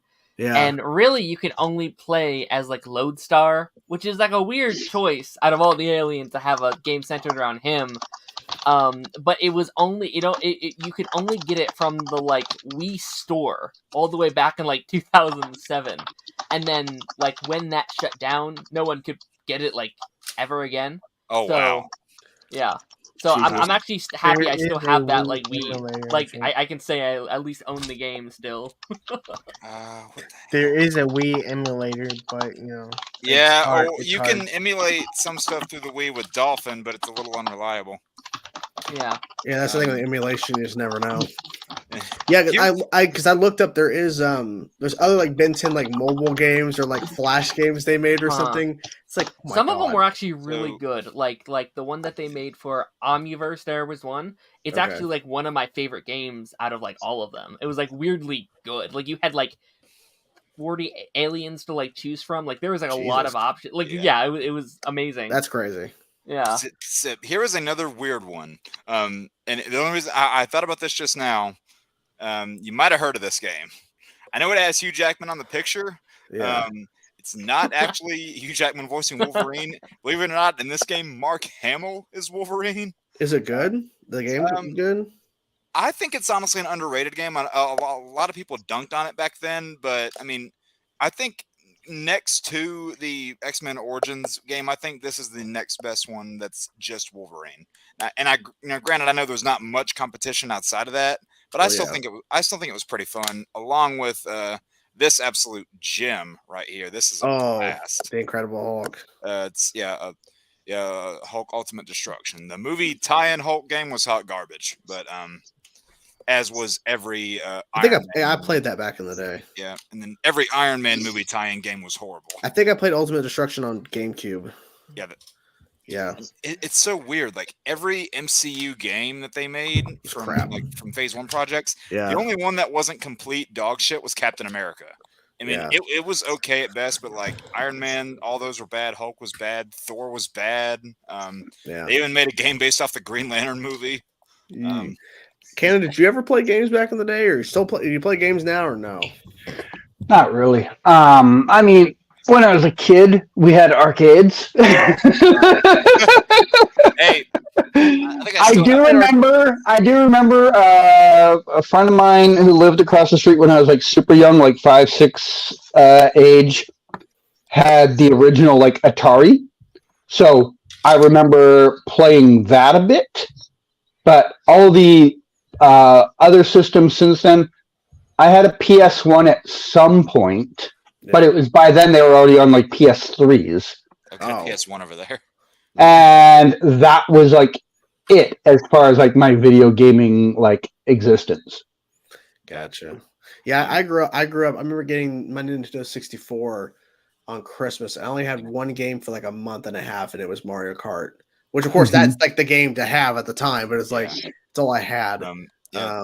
See, I grew up on a Super Nintendo, and it was weird. Like that was what I played for the longest time, and I kind of like not intentionally. I just kind of jumped over the N64 PS1 phase, and then went straight to PS2 GameCube, and then I didn't go back to PS1 and N64 until sometime later. Yeah, because I remember getting Nintendo 64, got a GameCube, then got a 360 because I never got an Xbox. And I remember that first day getting it with my best friend at the time, and we got the Red Ring of Death. So we turned it back in and got a new one, and it worked just fine. Had a Elder Scrolls 4 Oblivion, all that. And then I remember getting a PS2, which like at the time was like I'm going backwards, but like I got so I got a PS2 after getting the 360. Started really like enjoying going back and forth between online gaming on 360 and playing PS2 like Kingdom Hearts games and all that kind of stuff. And then eventually it's like I'm going to Xbox One. And then when I got that PS4, that changed my whole thing. Like, yeah, PlayStation's where it's at for me. I haven't had a Nintendo system since GameCube. I have never owned an Xbox console. I've played them at friends' houses, but I've never owned a console. Yeah, I don't blame you. I mean, because like my Xbox One for a while, for the longest time, was like my thing for gaming and also just in general my streaming stuff and all that. But now it's like when we were watching TV, we only ever turned the Xbox on is if we were using at time the Discovery Plus app because it wasn't because it was not available on PlayStation, or because I was watching the CW through the Spectrum app, which is that freaking Woody image. But the Spectrum app was not available on PlayStation, so whenever I watched the CW shows from TV versus my computer, at some point when it was just me watching the Arrowverse stuff, I'd have to watch through my Xbox. Everything else through PlayStation, gaming, TV, whatever. So somebody brought this up. I'm trying to find it because I know I have it in here somewhere. Darren, that is just really uncomfortable to look at. Like that is creepy as shit. But it's the new hat, as we said. It's the new hat. Fine, I'll change it. I'll change it to something else more creepy. Yeah. You okay there, Canada? You have a problem? I just woke up, so my eyes are always like this. Did you get a good night's rest? Here it is. Okay. Maybe. I don't know. I slept through it. I slept through it. I don't know. This is the Deadpool game people are saying you have to play. Yes, I have it. Yeah. I remember playing it. I remember playing it a long time ago. Then I rebought it again because I remember playing it. Wait, when did it come out for? PS3 360.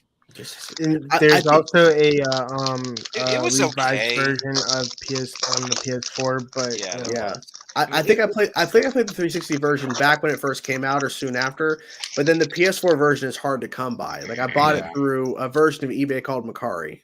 Oh yeah. Yeah. So I do have it. I played through part of it, but I haven't actually continued it. But I think for the time being, unless things change when I'm at her mom's house when we move, I'm just gonna be focusing on my digital games because Spider-Man 2 is coming out in October, so like that's been kind of my focus for a bit. And I have a bunch of digital games I've bought. I've either never played or I've played a little bit of, so I want to kind of focus on that because I have a lot of disc games too. So the main reason why the graphics of the Deadpool are really, really bad. I couldn't as soon as the 7th trophy, I got the 7th trophy. I'm like, I can't. Yeah, the gameplay is good, but I don't know. I've always been more for physical media because that way, just in case something goes wrong one of these days and you can't play games digitally anymore, they can't take physical copies away from you. Yeah, that's a fair point. It's just been kind of easier for me because I did buy Tiny Tina's Wonderland. I think that's what it's called. What was that? It's like basically it's like Dungeons and Dragons. Oh my god, what Buzz. But it's kind of like Dungeons and Dragons where you're basically playing your role playing as Dungeons and Dragons kind of, but you're in the game as like a first person shooter with like your axe weapons and all that kind of stuff. So you're running around in like these different like realms and they can change because Tiny Tina can change it. And I think it's voiced by Tara Strong, I think. I'm not 100% sure, but it sounds like her. Okay. Oh my god. I'm in there in spirit though. Yeah, I was wondering what happened, Lance. I was wondering if you're going to show up.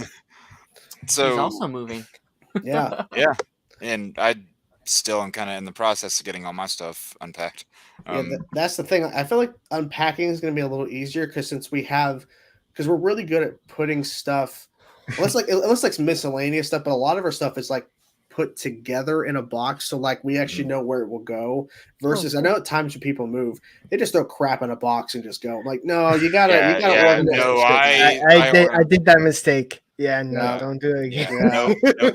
Yeah, because I'm gonna have all my because we have book stuff, gaming and all that kind of stuff. We're gonna have it specifically go to particular spots. So God, look what I just found. Also, when I moved into the place I'm in now, I literally, when I first came in here, marked out where my dresser, my bed, and my table would go. Yeah. Everything else was just a free-for-all. It just came in the room and went wherever it went, and I think 80% of it's never moved. How's the heating system in that igloo? I don't use it because I don't like it. It's right beside my bed because of it's a small room, so it's right beside my bed. So I don't know if the person that lived here before was like the world's most aggressive smoker ever, but there's always like a tinge of like cigarette smoke. Oh yeah. If it's on, so I have not used it in the last 5 years. I just wear more clothes. Oh, that is cursed. That is cursed. That is Darren, so cursed. Okay, when is this gonna end? Here's what I love. When the stream ends. Here's what I love. So it is the square top of SpongeBob, really like dissolved, like just like he's like wearing his skin, but he still has the chub of Patrick in his pants. No, this is Patrick. Oh my god. As Captain America says, I can do this all day. So yes, you could. There's something I'm curious to see if any of you guys even know about. So you guys remember back when the first Injustice was coming out? And yes. they made a mobile game for it. Did any of you guys ever play that? No. Yeah. So they took the mobile game, and then a few years later, the mobile game, for context, it's like a card collector. So like all the characters. Oh, okay. Like there's a card for every skin of every character in that game, basically. Yeah. And then like they would have like bronze cards, gold cards and silver cards. And then like you would have to like earn currencies to buy those cards, then you could upgrade them, promote them, and then you would be able to fight tougher enemies with them. And then a few years later, they actually made it into a arcade game. And then they had all those cards in there, and they kept the exact same attributes as they had in the mobile game. And for about 3 or 4 years, I went to an arcade whenever I would travel one city over around Christmas, or one state over rather. Whenever I would travel over there, I would increase my card collection every time. And I can't show it all off in one hand, I don't think, but yeah, that's a whole handful of the cards that it would give you. It's like you would win a match, and then you would get another card out of it. You would get a card whether you won or lost, and then you would be able to tap it on the thing to use it in a match. This is probably a bad estimate, but I think I have like 30 cards in my hand right now. Nice. Yeah, but the only reason I brought that up is just because I looked over beside me and I saw the little box that I had them in. So I was like, hey, you know what? Might as well show that off because it's kind of rare. And while we were talking about things like Arrowverse stuff earlier, they even went as far as to make these 2 cards. Ooh. Yeah, I remember opening up Arrow cards they made back in they made Arrow cards like that. Yeah. And the only other CW one that they have is one of Reverse Flash from season 1, but I don't have that one. Gotcha. Yeah, I'm gonna have to. We're gonna have to wrap this up in a few minutes because they're about ready to go to bed, and I got to get done here. Okay. Question: Did you play X-Men Next Dimension? Yes. Okay. Is it good or no? It's more good than it is bad. It has problems, but I enjoyed it. Okay. Yeah, I'm looking up X-Men games, and that popped up as something. I was like, okay. I remember playing the arcade X-Men game. Oh yeah. Back in the day. Yeah. Whenever me and my friends would play that, it was essentially whoever drew the short straw was the one who would pick Dazzler. Yeah. Jesus, oh my Darren. god. Musa. Okay, one last one, and I'm done. This is my closing act here. I believe this will be the last one. This is my closing act. Okay, what's your because you can actually go and do the Airbnb with that. I saw that. I saw that the other day. And what was funny is they had a picture of Donkey in the seat. I'm like, please tell me there's not a cardboard cutout of Donkey just chilling in the seat when you go in. Just watches you sleep. I mean, did they have a Young Justice video game? Yeah, it was called Young Justice Legacy. Yeah, I didn't know if you could get physical copies of it, but I had it downloaded on my PS3. That's cool. It was okay. It wasn't spectacular or anything. Spectacular Spider-Man. Yeah, that should have had a game. Yeah, literally. Yeah, it's crazy. Yeah, it was gaming, man. Yeah, it's changing. Yes, every day. Just like with entertainment, like with physical media in terms of like buying Blu-rays and shit. I still have a bunch of PS5. There's going to be a PS6. I just know it. Yeah, by the time, yeah, it's like, well, because like they keep saying, like it's so funny. It's like around the time in the PS5 and Xbox Series X and S were coming out. It's like, oh, like there's already rumors of when the next consoles are coming out. I'm like, guys, calm down. Let's just focus on this. Yeah, they can't calm down because they want more money from you. That's exactly it. They just want more money. I just hope. I mean, we're on like what, the iPhone 77 now or something like that. It feels like. 15. Which doesn't seem to have any new features. It's just a different number. No, well, they're changing from the lightning cord to the C cord. Ooh. I know. We all do that collectively. Explain this in English to me. Yeah, that was like a whole like. It's just a different cord. It means you can't use a previous charger. Yeah, that's no. You know that what? has been driving me nuts ever since I got this goddamn Samsung. When I had a BlackBerry, I could use just any fucking normal cord. Yeah. Ever since I've had this stupid goddamn piece of shit, I have to use the goddamn cord that comes with it. No, you guys know what it's going to be like. This is going to be like Apple's version, and it's going to say, "I'm not like other iPhones." But yeah, because like, I'm not like other girls. Yeah. Jesus Christ. All right. Well, I think we're gonna call it, guys. This is fun. It was definitely fun to kind of chat. Basically a version of Council of Creators, but not really. But it kind of was, but not really. Has anyone at all tonight pointed out that it looks like Chainsaw is in like one of those rooms that do hostage videos in? He looks like he's in the Western. He wasn't able to. Darren. Jesus Christ! You literally told that joke on the Party Nation. Do not start the dad jokes because I will do this all night. So, Kayla, I don't know if you remember, like whenever I've been in my bedroom, I'm like, there's like a bookshelf next to me. Like this is where the I don't see it. Well, they're not here now. This is where the shelves would be. I'm in that corner.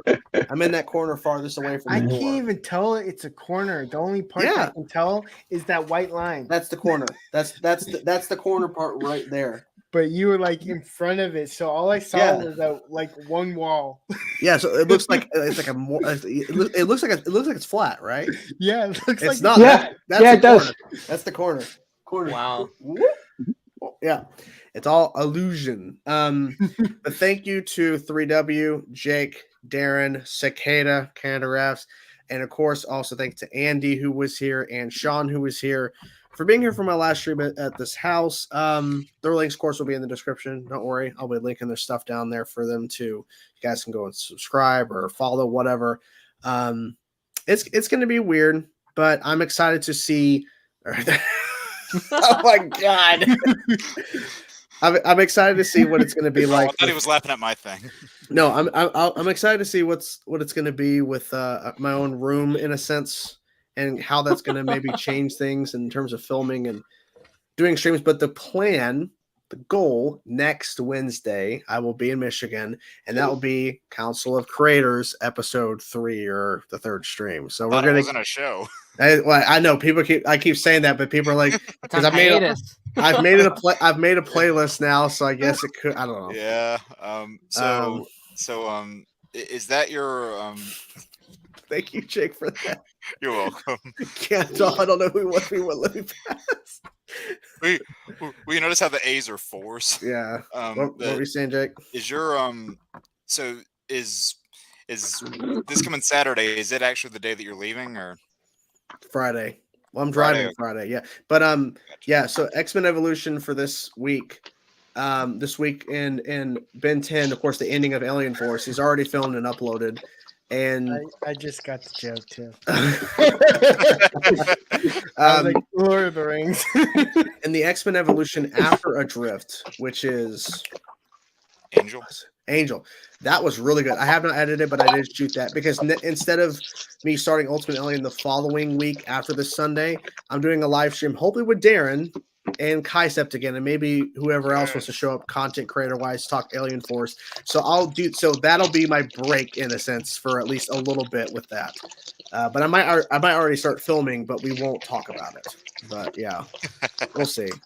But yeah, Ultimate Alien up. Alien actually want to watch. So yeah, so that'll be taking place that Sunday in the afternoon, like we did that one stream, and then there just won't be an episode because I need a breather, because it's a lot. And also, I'm probably not going to be right in the mindset to kind of edit and put that thing out. So those Netflix documentaries take a lot out of you, man. It does, it does. But thank you guys for being here. Who's all watching? Thank everybody who was actually here in the stream, hanging out. And yeah, I'm hoping I'll be. Oh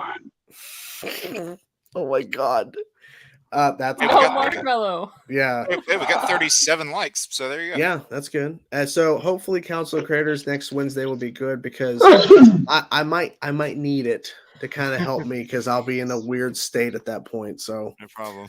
Yeah, I'll. He just calls the rest of the league, and we come in. This feels weird. I'm in a different place. Yeah, literally. Yeah, it's gonna be weird. Am I? It's gonna be weird shooting my first video in that new room. It's gonna be weird, but we're gonna get through it. Be switching rooms and trying to find the right place. Yeah, I'm gonna try to figure it out. But anyways, this is it. Hope you guys enjoyed it, and yeah, you'll be seeing me on the channel. I have stuff already pre-filmed and all that. But yeah, and you can find me all here.